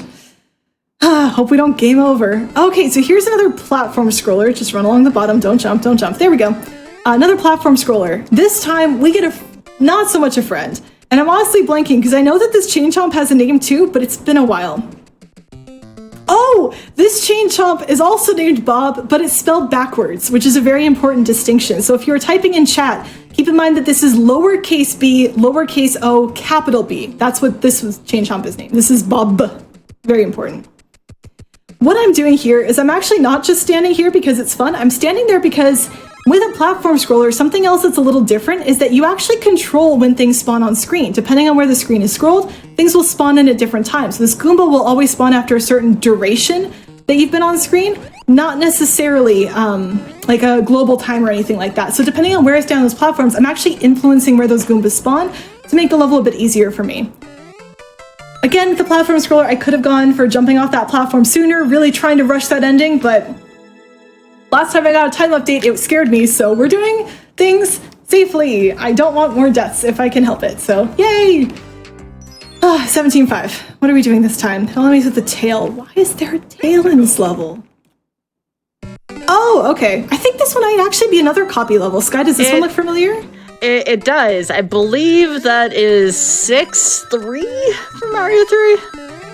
That sounds about right. 6 feels like an icy sort of world. And again, as you can see with ice, everything is a little bit slipperier. Generally, it's not too big of a deal because ice slipperiness really comes in more when you are switching directions. And with this particular level on this run, we're trying not to switch directions. We are trying to hold right and run the entire time through, except for, of course, that little beginning bit. There we go. That's better. That's what that ending's supposed to look like. Thankfully, this is a very short level, so it's not the worst one to take a death on. You can get back to the ending again pretty darn quickly. The next one might be the conveyor one, because I feel like those were back to back. We'll find out. We'll find out together, everyone. Feel free to guess as well. What does it say? Super mushrooms? I think so then. Super mushrooms might be it. We'll find out. Yep, it's conveyor belts. All right, so for this one is where you can really see that if I'm on a conveyor belt going the same direction as me, I gain speed, and if I'm on one going the opposite direction, I lose speed. What's great about this one is you can go really fast on this level. The disadvantage is, because you're going faster than normal, you have less time to react to things. And so if you don't already know exactly where everything is, you're going too fast to try to make those jumps. Or at least for my reaction time, you're going too fast to make those jumps. So that's very much a, what are those spots where I know I need to jump? How many forward conveyors do I hit before I need to jump over one that's going backwards? I'm, again, surprised that one actually worked out. It's been an interesting adventure so far in this run to see what has been working and what has absolutely not been working, but we're getting there. Oh, this is Boo Berry. So Boo Berry is the boo on the left because this level's background is kind of blue and it's a boo and it's on screen for more than like 5 seconds, so we give those names. I need to lure him over here so I can get through this door. And then I think we damage Boost now, yes, and we fall through these boos. Here's another spot where I have visual cues, but not gonna lie, I never remember where they are. This is actually my worst level for remembering my own visual cues, so we're just gonna do some smaller jumps. Here, I just wanna be fast on that sequence of jumps, because if I'm not, that stretch, that floor enemy is gonna come back. At the end, I'm gonna bonk into the goalpost. It is possible to jump underneath that boo ring and get to the goalpost without slowing down, but it is pixels wide. And again, this late in the run, you really don't wanna be taking those types of deaths. So if you run into the flagpole and jump, you will always miss the boo ring because it will sort of bounce backwards away from the end of the level as you approach it. 17.8 is definitely a level. 17.8 has Yoshi. Okay. Oh, there's a new strat for this one that I've seen but never done, so we're just going to do the Yoshi strat I normally know. Again, Yoshi does not spawn in right away, so you have to wait to make sure you actually get the Yoshi egg. I want to grab this. I'm going to try to use it very specifically at the top of this cannon. Now I need to chase those fireballs down. I can't let them get too far away because I need them to blow up these bomb-bombs over here. So by chasing it, I can get to the bomb-bombs early and not have to wait for this fire jet with Yoshi in order to explode them. I really want Yoshi on this because the ending of this is all Hammer Brothers, and like, oh gosh, you do not want to be doing this with small Mario, so keeping Yoshi is crucial. The Hammer Brothers are RNG, but there are just a few patterns, and once you get past the top ones, this bottom section always jumps up to the middle row, so it's never an issue. Bowser at the end can either jump or not. He gave us the nice pattern where he didn't jump, and so we just kind of got to the end for free. Like, that was one of the nicest ending patterns you can get, which is very polite of the game, given that I don't know if I'm in shape to respond to the not very nice ending patterns. And with that, we're moving on to the final world. This is another good time to sort of maybe check in on how much time is left. I don't know if we have that information. 14 minutes are left. Okay, all right, that's doable, I think. It's been a while since I've run this. I know that's the point of the show, and I keep saying that as if this isn't information the audience already knows. But it's like, oh wait, how long does World 18 take normally? I think I'm mixing it up now. I think it might be like 10 minutes. So I think we've got a chance. I don't think we're out of it yet, but like, this is not the coziest of speedruns. So here's where air bloopers make their wonderful, awful comeback. And just an absolute mess of this level. Like, look at them. They're all over the place. They're very messy. They're not very friendly, but thankfully we didn't hit too many of them on our way through because we will be going through this checkpoint. And so again, if you lose too much of your Mario, then you lose time on the checkpoints from getting Mario back. But conveniently, guess what? There's a checkpoint. So one other source of RNG that I have not talked about is pipe RNG. The pipes in this game are a bit random with when items spawn in under certain conditions, and that was one of them. And so you do have to, oh, should I have to be blowing these things up? No, don't spawn me, okay. The thwomps, if they hit you on this section, will blow you and your Koopa Clown car down to the bottom of the lava without any remorse, and it's awful and you immediately die. Which is not good, as you may imagine. I forgot to time that with the checkpoints. Oh yeah, so the pipes, they are a bit random, and so you do need to be ready to respond to different spots that car can spawn in at. And that means that you may need to wait a little bit before jumping into it. I just sort of missed it. I don't even think that was really the reason, but I'm kind of pretending it is because it sounds better to say, oh, that was, you know, a misreaction to RNG rather than like, I just kind of hit the wall and missed the trip, missed my obstacle. It's fine. We got through the level, and thankfully that's a very fast death given that the checkpoint is literally right there and we get a fire flower immediately afterwards, so we don't lose our power-up wasn't super important there. We lose a bit of time to getting the fire flower as opposed to if we had kept it throughout the level, but that's fine. All right, 18-2. I think this is Wigglers. It might be Wigglers. Wigglers! Okay, it's the Wigglers level. This level is weirdly terrifying on good pace. It's not that difficult if you know where to jump, because this is, once again, mostly just a run and jump level, where all I'm doing is looking for specific visual cues and holding down the jump button once I get to them. So that was a really close one, but we got it. I already forgot where my visual cues are. This is fine. But if you are on good pace at all, then this level becomes really terrifying. Oh, you know, I just missed that. That's okay. No one saw that. This level becomes terrifying because one wrong move, and once again, you are small Mario. There's conveyors moving you at different speeds than you're used to running, and it's so easy to run straight into one of those Wigglers and lose your run in World 18. So that level is terrifying, and thankfully we got through it okay. 18-3, is this the last? No, last Yoshi one is 18-6. What's 18-3? Magic Koopas. Oh, okay, so this level's hilarious for me because this is where we get introduced to the Magic Koopa. For anyone who doesn't know, Magic Koopas are those like little dudes in a wizard robe, kind of like mini Kameks, and they're generally considered to be absolutely enormous sources of RNG because, can I make this? Yeah, I can make this. What they do is they fire out that like little magical shape energy at you, and when it hits a block, like a brick block, it'll destroy it and convert it into something random. That's an absolute mess. As you can imagine, that's randomness. Here's the biggest source of randomness in this level, though. We got Bowser Jr. to jump backwards. That's faster than if he jumps forwards because we need him along the right side of the wall to just destroy him there. If I play this level correctly, which we'll see, the Magic Koopas will actually never be a source of RNG whatsoever. It will, in fact, only be... Oh, I actually got the stretch. Okay. It will actually only be from that Bowser Jr. and I think like one other thing. One thing that's important with this boot is you'll notice that I'm not slowing down on these. Oh, I need this. Hold on, I need this coin. I'm not slowing down on those backwards conveyor belts. That's because the boot jumps single frame, so it always works. This room, I'm holding right. I'm holding right, I'm holding right, and I will always get to that magic Koopa before it has a chance to act, removing its randomness. Here's the next one where if I play this correctly, I don't deal with the magic Koopa RNG. We'll see if I can. I need to jump right away, damage boost through this one, jump on top of this one which has a key, and get to the door before any of them can take a second action. So even though this level introduces the magic Koopa, and we'll see them one more time before it's ending, the RNG is entirely just that Bowser Jr. at the beginning. So I love the fact that this particular level, you don't have to worry about the randomness, you don't have to worry about the magic Koopas. As long as you go fast enough, they don't have a chance to break things, and it's fantastic. So there we go. That was a pretty decently done level. Besides the fact that we forgot that we needed that coin. That's okay, but we're good. What happens next? 18-4. 18-4, I think, is the double Bowser stage. I tend to remember 18 better just because you're at the end of the run. Like, these levels burn themselves into your memory when you make a mistake on them. That's fine. That's healthy. Honestly, like, this game is really fun. And I actually think World 18 is really creatively done, and I love it. This is where, yes, we get double Bowser. So this level is sort of in two halves. This first half, this is fine. Two halves. The first half is kind of more friendly looking. You can see we got happy clouds and everything like that, but we are going to have two Bowsers to fight. We are going to try to use the Mario 3 strategy of Bowser jumping through the floor. That worked, awesome. For this particular fight. For the second one though, we're going to be fighting a giant Bowser, and you'll see that this is kind of the evil corrupted version of the first half, where now we're going left again. Why do we go left in a Mario game? Just right there. But also we get evil, laughing, cackling in the background.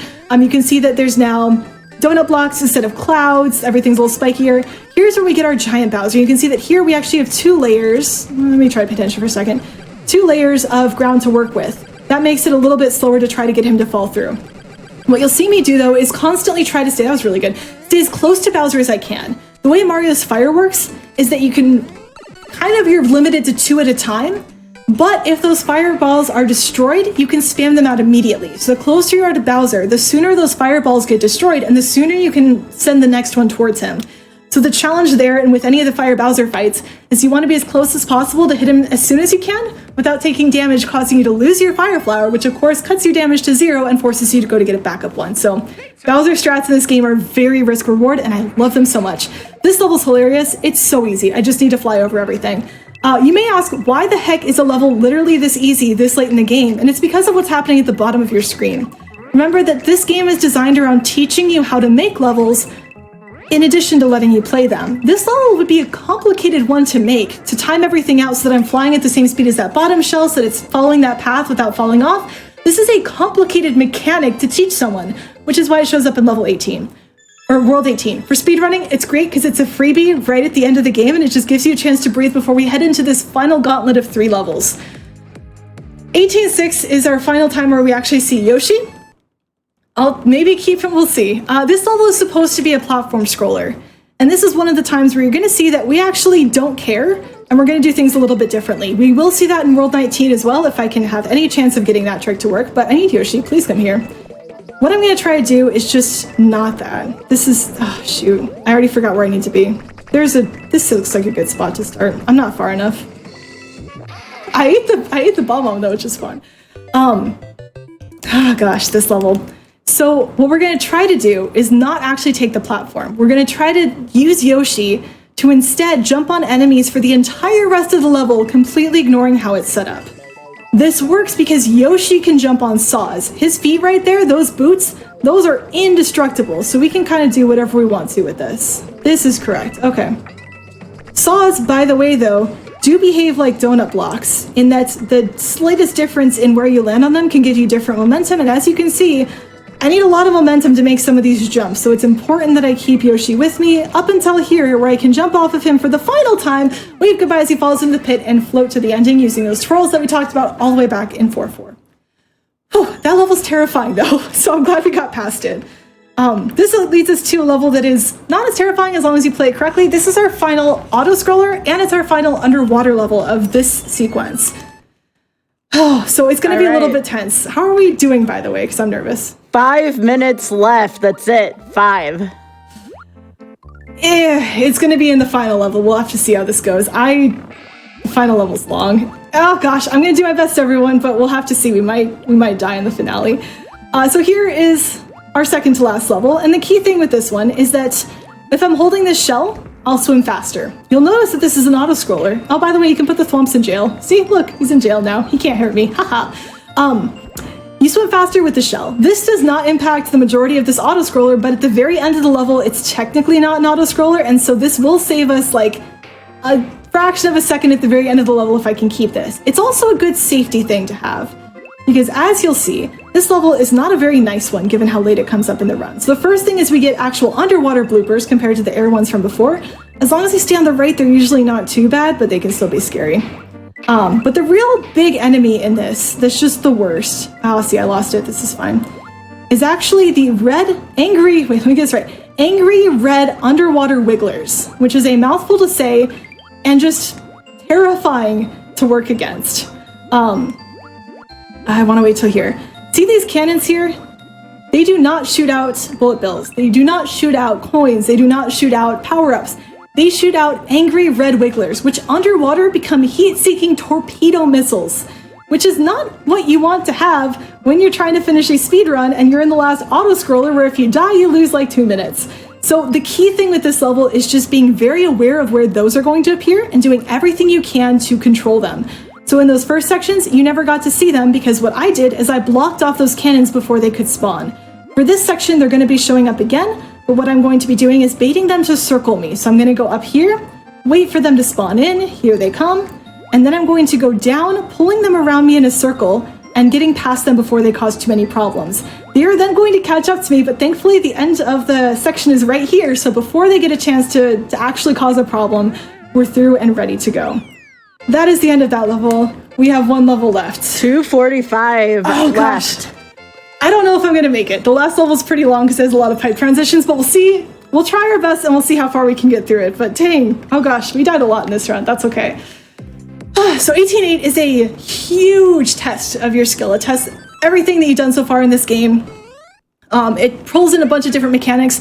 We're going to try to skip parts of it if we can. I'm actually going to go for the dump skip because I need to, and we'll see if that works. This first section, there's a bunch of different directions you can go. It's important to know sort of which way to go. So the first thing we need is the shell. That's going to unlock the bottom section. We're going to have to go to this bottom section twice, unfortunately. First time to get a POW block, second time to get a spring. Yeah. First time to get a POW block, second time to get a spring. The POW block is going to unlock an area in the top left that we're going to use in order to get a key. So here we go. Going to throw this, jump off the wall, get this key, and then come back. Now we need the spring because we need that to get up to the top section of the top right room. So we're going to see if we can make this work. Whew. Ideally, I'm going to get a skip on the Koopa, but we're going to have to see. Now with this, we can't actually normally bring the spring up. We actually have to do a wall jump with the spring, which is not really an intended mechanic. Nintendo never tests you on it. Here's where I'm probably not going to get this, but we're going to try anyway. Yeah, no. So if you jump off of this Koopa, very carefully, that was scary. It's moving. I don't like that it's moving. We're going to do this. Very carefully, what you can actually do is you can jump with the spring and skip having to activate the vine. But as you can see, it's really precise. You have to do the wall jump again. Again, that's not really an intended mechanic, and it's just a nightmare. We now need to get a fire flower. So we're gonna try to do that. Oh god, I don't think we're gonna make it, but I'm gonna try my best. I'll show as much of this level as I possibly can. So here we go. We grab this fire flower, and we are going to skip a section here because honestly, the other section is awful, and it's faster to keep trying this than it is to do it a different way. I'm gonna shoot 2 fireballs. 1, 2. 1, 2, 3. Ah, shoot. Okay, I need to triple jump here. No! There we go. 30 seconds. Here. Oh, gosh. Okay, we're not going to make it, but I'm going to try my best. We'll see how far we can get. We're on like 2 sections to go, so we're definitely getting close. That skips like an entire room that we would otherwise have to do, and it's super slow and painful. Here, I need to wait for that saw anyway, so it's fine. The last 2 things we need to do are defeat Bowser Jr., and we need to defeat or skip Bowser, but Bowser Jr. takes more than 30 seconds. So here we go. Jump through him. 5, 4, 3. Can I kill Bowser 2, Jr.? 1. Ah, I'm so sorry, Chara. How close was this? Hang on. Would you like to see? Yeah. Just If it's like under 30 seconds, go for it. I mean, the run is Mercy Kill, but I'm interested to see how close this actually was. Here's how close we were to the end of the speedrun. So how long does Bowser take here? This is going to be time. Wow, that was really close. I'm so sorry, Char, but that was an amazing ride. Oh, dang. I'm sorry I couldn't win against the timer, everyone. Oh, gosh. Well, you did great. That's honestly, how it works. That was very, very close. We're going to have you on for a redemption arc episode with how close that was. Well, I do get a second shot because we do have another set of levels coming up. But that was the Super Mario Challenge Any % mode. Let's get to our ending cutscene so you can see the completion of the story that I know everyone was so invested in. Oh, yeah. I know. Everyone, heart has been pounding. You know, what's going to happen? Are we gonna make it work? Once I get through side characters, come on. Thank you. The levels are great. I appreciate it. Ready? Here's our Mario. He is Large Mario because that's what we ended as. You could have ended as Propeller Mario, which is always hilarious. And thank you, Mario. You are my hero. We actually did rescue Princess Peach, who again was kidnapped before level 1-1, and we didn't see her again for the entire game. Oh, that was so close. Dang it. But hopefully it was still a fun run. I still got to show off some really cool tricks that I didn't think I'd land, even if I made a lot of mistakes. So thank you so much. Sure, absolutely. So we have one more category to go and plenty of GDQ programming going on here tonight. So first of all, we're going to take a quick break and we'll be back with Charbunny. However, please remember that your subs, Prime Gaming subs, gift subs, and bits shared on the GDQ Twitch channel help support Games Done Quick with a GDQ 2023 costs, including hotel cancellation costs. Please consider subscribing to help support Games Done Quick. And with that being said, folks, be sure to hydrate, stretch. We'll be right back with Mercy Kill.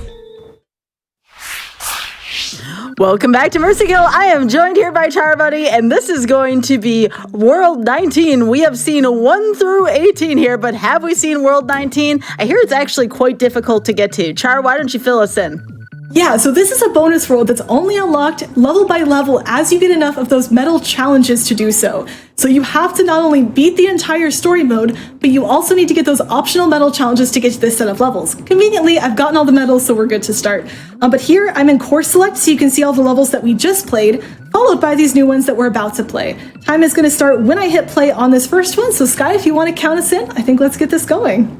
All right, let's go in 3, 2, 1, go. Good luck and have fun. Thanks! Alright, so this first level is actually another auto-scroller. We have a lot of those in this game, and part of it is just that auto-scrollers are great for showing off different mechanics as you build through this game. Again, reminder, these levels are not just about having fun, which is usually the goal of a Mario level, they're also about learning how to create different types of levels using all of the different mechanics available. The thing this one's showing off is that you can make springs float in patterns.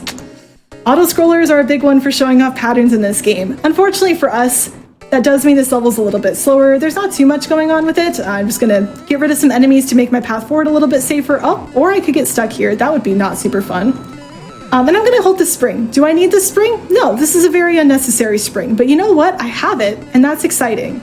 And this is otherwise an auto-scroller where nothing exciting happens, so ta-da! Oh, this is why I got a safety mushroom.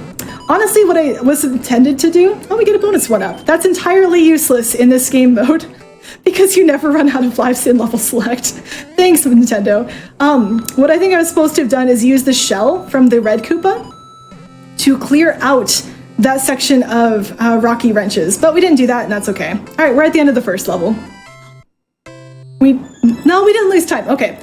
If Mario slows down at the end of any of these levels, you can lose time to Mario not being off screen in time, and the Mario 3 ending is the fastest. We had to learn so much about this. Oh, it's this level. Okay, this level's hard. Give me a moment. Nope, this is fine. So this is another platform scroller, but this is the one where we're just not going to play it. If I can line up jumps correctly, that again, I haven't done in this is wrong. This is maybe okay? No, we're going to die to that. In a year. You can kind of see where this is going. So this platform at the beginning is what we're supposed to be taking through this incredibly convoluted maze of everything ever. We got it, let's go. Our third try is really good for not having practiced this level in a year. But by very carefully navigating through those enemies with jumps that are more precise than they even look, we can actually make it to the end without playing the level at all, which is great. I love that one.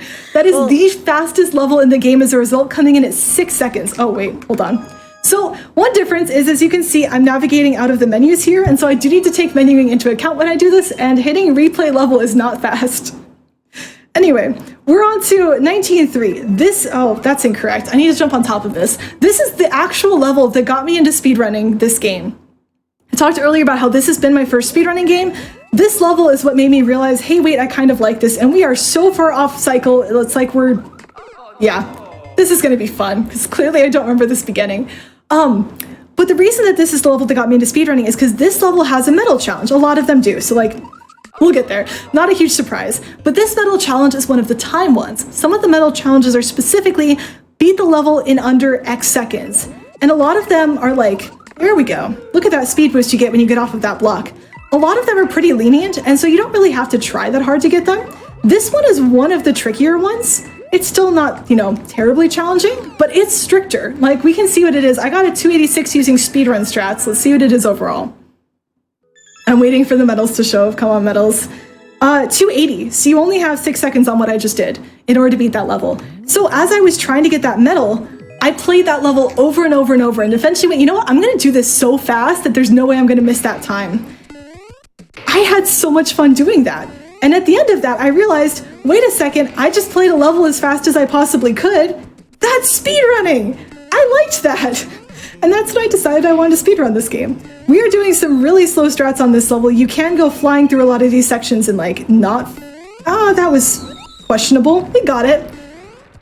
We got it. Like I did at the end, that ending was a fast strat where I flew off of the conveyor belt, keeping that speed to land on the second of those 2 floating Goombas, but the beginning, you can see I took some time on those donut blocks just to make sure I just hit replay again. Oh my goodness.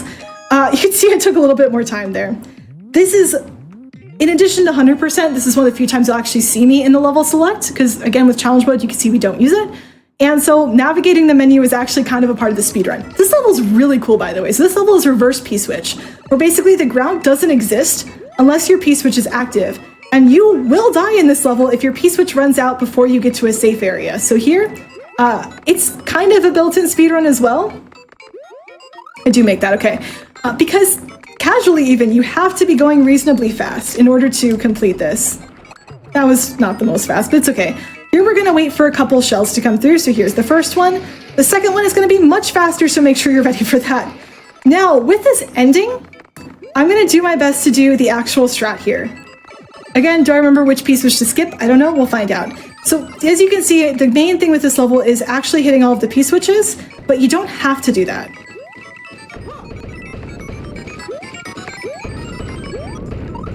Okay, well, we made it to the platform, so we're fine.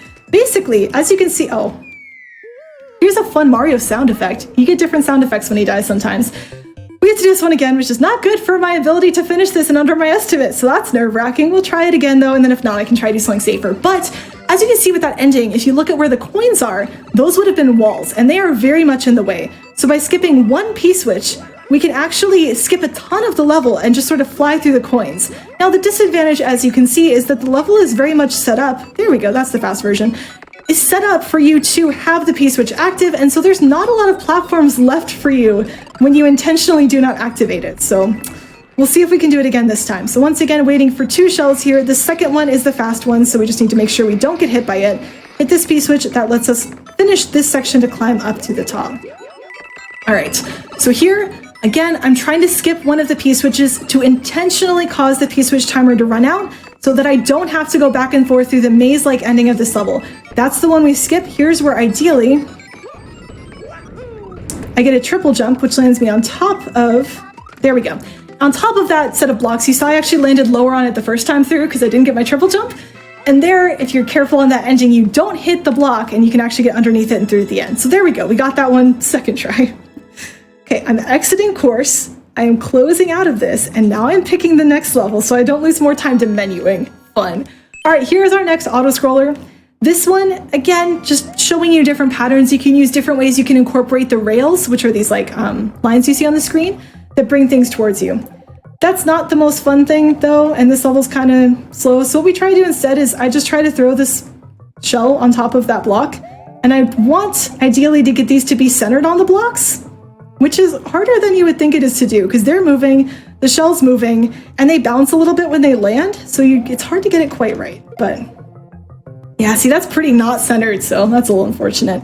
These will sort of rotate off the screen, so it's not like I'm going to keep attempting that. I do want to, actually finish this level, so we'll just kind of chill back here for a moment.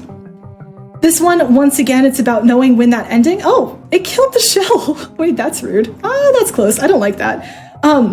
This level is once again kind of about. Are you kidding me? Nobody saw that? Chat, thank you for all collectively blinking when that level happened. That didn't happen. It's fine. We're back. Wait, what happened? Thank you. Exactly. So this level is an auto-scroller, and we'll forget. Oh, I don't even have my shell to balance on stuff anymore. This is. All right. I'm just sad now. This is fine. So this is World 19. So the thing with World 19 that makes it a little different is that it's not actually part of, as you can see, the main Mario Challenge run that I had done before. That was really close to being centered. That's not too bad. It's part of the main Mario Challenge. I'm going to get this for safety this time. That I'd done before. And so this is a category that even when I was playing this game consistently, I did not run very often. And what that means is that if you thought the last game was rusty, this one's going to be even a little more intently rusted than before. So we're going to have to be a little bit more careful with things. We were getting close to where the ending is, where the final transition is. That's why I was getting closer to that thing, but we weren't quite at it yet. I can go get this 1-up. No, I can't get the 1-up. I lost the 1-up. This is sad. Oh, hey, that's there. Again, 1-ups in this game mode are even less useful than they are in the main category that I was running because there are no lives. Do you see how there's no lives on this screen? And there's no high score recording? The lives are just there because they can be. And it's a good level design principle. It makes sense why they're there, but yeah, they're just kind of in existence. All right, we are now halfway through World 19 because World 19 has 12 levels and we have just finished 6 of them. How are we doing on time? 12 minutes left. That sounds good until you realize that some of the later levels are the faster or the slower ones. So we'll see how this goes. This is fine. Oh, bye Yoshi. Ideally, I would have kept Yoshi. Obviously, that did not happen. Ideally, I also would have hit that Wiggler and used it to jump up to this platform early, but that didn't happen either. So you know what? That's okay. This level is all about these blocks falling down from the ceiling. These blocks are awful though because they're very, very solid. And while that's great for us not falling through the floor, it means that if we run into them, platforms here. Okay, we're good. That means if we run into them, we will lose our momentum and fall into the pit beneath them. So we have to be pretty careful about when those blocks show up. You didn't see too much of it because I didn't go for the super fast routes because I didn't have Yoshi with me at that point. But thankfully this level includes a Yoshi, so you can take the beginning jumps at a really aggressive pace. And hopefully Yoshi will save you if you miss one of them. 19.8. Oh gosh. What is the correct sequence of events? So this level is fascinating. There are 8 keys in this level, and you can get all of them, you can get none of them, or anything in between. I think we use this one. The trick is, that means there are... I don't use this one. For each of these... I'm gonna do this. For each of these 8... No, I was supposed to get the key there. Oh wait, this is the wrong door! Oh my goodness, this is what the problem is. For each of these... Why do I want this? I know I want this. Do I want this? Sky, do you think I need a P-switch? Who wants that P-switch?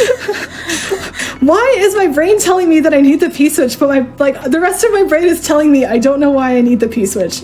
Oh wait, I know why I need the P-switch. Okay, I need the P-switch. You remembered. Okay, cool, I remembered. Cool. Oh wait, no, stay up here. Don't go back down again. So the trick with this though is that as you can see, for every single one of these, I can choose to get the key or not, and I can choose to use a key or not do that. I do want this. I don't want that key. I'm gonna skip that key and hope that wasn't an incorrect choice. We're gonna find out. Each of these, you've got a bunch of options, and the IL and the way that I'm doing it here are not the same. I want this mushroom. I don't remember if I need it, but I want it right now. The reason I want this P-switch is because then I don't have to wait for the magic Koopas to destroy that wall. I can just blow it up, which is fantastic. I don't think I need this key, but I'm scared. So we're getting it because it's not too slow to get. I think we get this key instead. But I'm just going to use the one I already grabbed. Here I need Yoshi because I'm going to try to go through these at the end. And obviously those Hammer Brothers are a lot scarier if I don't have a Yoshi. So getting Yoshi there, having my safety mushroom. I think we finished all the sections and we're actually through this level now. But you can see very quickly why this would be confusing to come back to after a while. There we go. Okay, we picked a route that worked. I don't think I got the optimal route, but we got through there. I mean, that works. Okay. This is more difficult than I thought it would be, but it's fine. It's fine. We'll see if we can get to 19-12 at least. So 19-9 is the one that I've been the most scared of this entire week. I'm going to do the chicken strats. I am not going to do the actual... Oh, even with this, I don't remember how to do the beginning. Do I jump on the green mushrooms, maybe? This is fine. There is a skip you can do at the end of this section, but this is another level that does not have checkpoints, so if you go for that skip and you do not get it, you lose a ton of time. So we're going to do waiting on things strats instead. I could get past that, and I do not want to deal with those. As you can see, they fling you backwards. Here is... Oh no, it does have a checkpoint. Haha, I lied. Here is the checkpoint that we get, but it's not fast to die in the next section. So here we go. We're now on this platform. I can jump across to some of these platforms, as you can see, but this one, you'll notice, is higher than the other ones. It's tricky. If I jump just right now, you'll notice I'm not actually tall enough to get past it. I have to be running with some amount of speed to do so.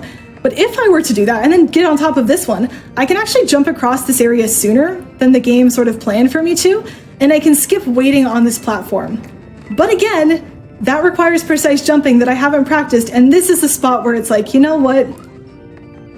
I was going to go for it if I hadn't died so much already, but this is where we're going to say, yeah, maybe that's not a good plan right now. That lets you get to the ending without having to wait. But instead, we did some very nice, safe Mario platforming, very consistent, and now we're at the end of the level without dying, which is a very important thing to do in the speedrun.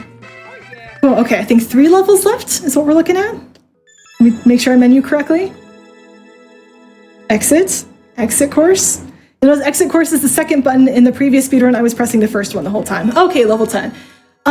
This one is a lot of like puzzling the first time you go through. It uses the cape power up really heavily. I don't actually think I need the mushroom. We have a mushroom now, that's fun. But once you sort of know what you're doing, it's not actually that bad. There is a section though where if I lose the cape, we lose a lot of time having to go back and get it. So the first thing I need to do is actually get this cape. The way I'm going to do that is let it fall down to me. Once I have the cape, I can break these platforms. I think I go through this door. Yes.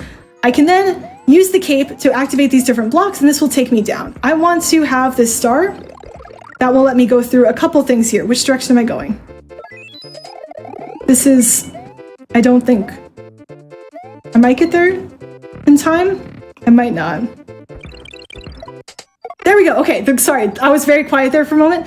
The star barely makes it to that final... Oh, please don't... Okay, this is fine because the backup cape is right here. Why are there also bones? Can everything else please leave the room? You need to keep the star to that thwomp there in that other room, otherwise you're running into a lot of problems. Here is where you see us just spinning the cape quite a bit and trying not to lose it because we need to use it to destroy like 3 enemies in a row. We talked earlier about how giant dry bones don't die to many things. Thankfully, cape is one of them. If we had lost the cape before, then we would have to go all the way backwards. Thankfully, this last one's pretty easy, and now we just have to finish out the level by sort of running through here. It's important to hold the A on that jump because if you do start flying, you want to make sure you fly to the end. Okay, 2 levels to go. How am I doing on time? Are we... 5.5 left. Okay, this is feeling a little bit cozier, but these last 2 levels are not nice ones, so we'll see how this goes. 1911. This one, yeah. So we talked earlier about Magic Koopas and how we didn't have to deal with their randomness in Super Mario Challenge mode, which was fantastic, absolutely wonderful. Love that for us. That is not the case on this level with the strats we're going to be using. There are a couple like very, very risky, very tight things you can do to not have to deal with the Magic Koopas, but they are incredibly... Oh shoot, what's the pattern for the beginning? I want this. They are incredibly impractical and we do not go for them, but there's some ways we can speed things up. So this shell that I have, I would like to keep it for a little bit if possible, please. It's going to start activating at some point. I think I threw it here. Nope, that was incorrect. I want it back. I'm gonna throw it here. Nope, that was also incorrect. Dang it, I lost twice. So now we do have to wait for the Magic Koopa. It's gonna come out of this box here. If we kept the shell to here, we could have used it to break this bottom block without having to wait for the Magic Koopa to do it itself and potentially throw more harmful things our way. What I can do is take this shell though, possibly. Nope, I almost died. No, I need it back. Okay, we have to wait for another Magic Koopa to spawn.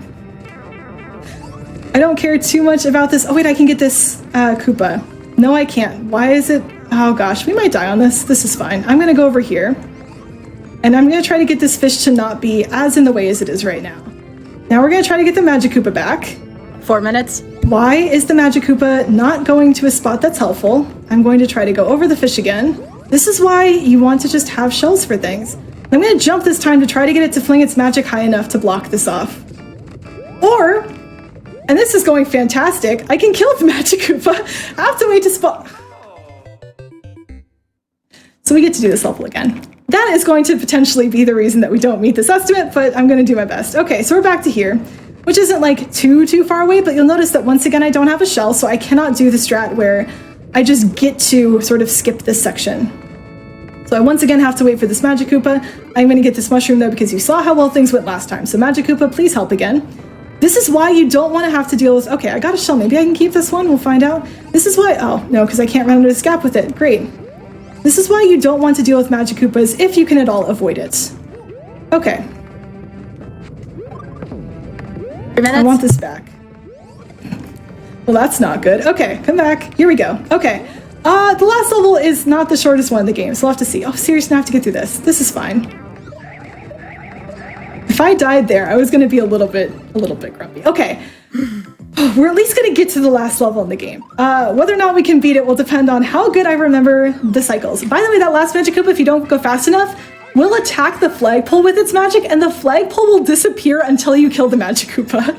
So, yeah, that's a fun thing. All right, last level. This last level is all about wall jumping, but we're going to skip as many of the wall jumps as we can, and by that I mean as many of them as I can remember I'm supposed to skip. This is the last level, so if you see me hit the flagpole before that timer runs out, I win, and if not, I lose again. Oh, it's not good. Come on, Mario. Do your jumps. Do your really good jumps. Do the best jumps you've ever done in your life, Mario. You got this. Wall jumps are fast if you can do them. 1 minute? Halfway. This is a little scary. This is fine. We're gonna do this route. Ah, scary. I forgot where I was supposed to go. All right, we want to jump through. No, come back up, Mario. Don't fall. Don't fall. No. Come back. Come back. No, Mario, please. Oh wait, I go up. Hold on. I'm so close to the ending. It's just these cannons. Done. Time. Hey! Did I make it? What was Did the I make time it, of Sky? that? I can't see. I'm waiting for you to tell me if I at least won one of these. 1930. Oh my goodness. That was terrifying. I have never done a speedrun where someone's counting me down on the final level, and that adds a lot more pressure than I expected. But there we go. That is all of the levels in World 19. That is, with the previous segment, every single level in this game that Nintendo made. Oh gosh. All right. Well, 1-1 isn't too bad for a record. I will take that. Thank you so much for being a good sport about that. I know that's rough. I know that's really, really rough, but I'm proud of you. That's okay. You know what? That's how the show works. Hopefully everyone got a good show. And you know what? Now I'm really motivated. I want to get a better time. You asked me at the start of this, you know, maybe would I want to get back into this game by the end of it? You mentioned that sometimes people's answers to that change. My answer is, heck yes, I want to do better than that. I'm going to play this game faster next time. That's so awesome. So please, again, for wonderful, awesome gameplay and commentary, please give Char Bunny a follow. That is twitch.tv/char_bunny. Char, thank you so much for being on. We really appreciate it. Thank you so much for having me, Sky. I'm glad you were here with me for that experience. I really enjoyed spending time with you. I'm glad that we got to do this together, so thank you so much for having me. Absolutely. And again, this is not the end of our GDQ broadcast tonight either. So a couple quick notes here on behalf of GDQ. If you're watching on YouTube, be sure to press the like button on this video and subscribe to the channel. Also go to twitch.tv/GamesDoneQuick if you're interested in looking at our live content starting weeknights at 7 p.m. Eastern and weekends at 1 p.m. Eastern. And we have, and I'm so excited to announce this, stay tuned after this for the premiere episode of Passion Project, hosted by Amber Cyprin, featuring DJ% in Alien Isolation. Take it away, Amber.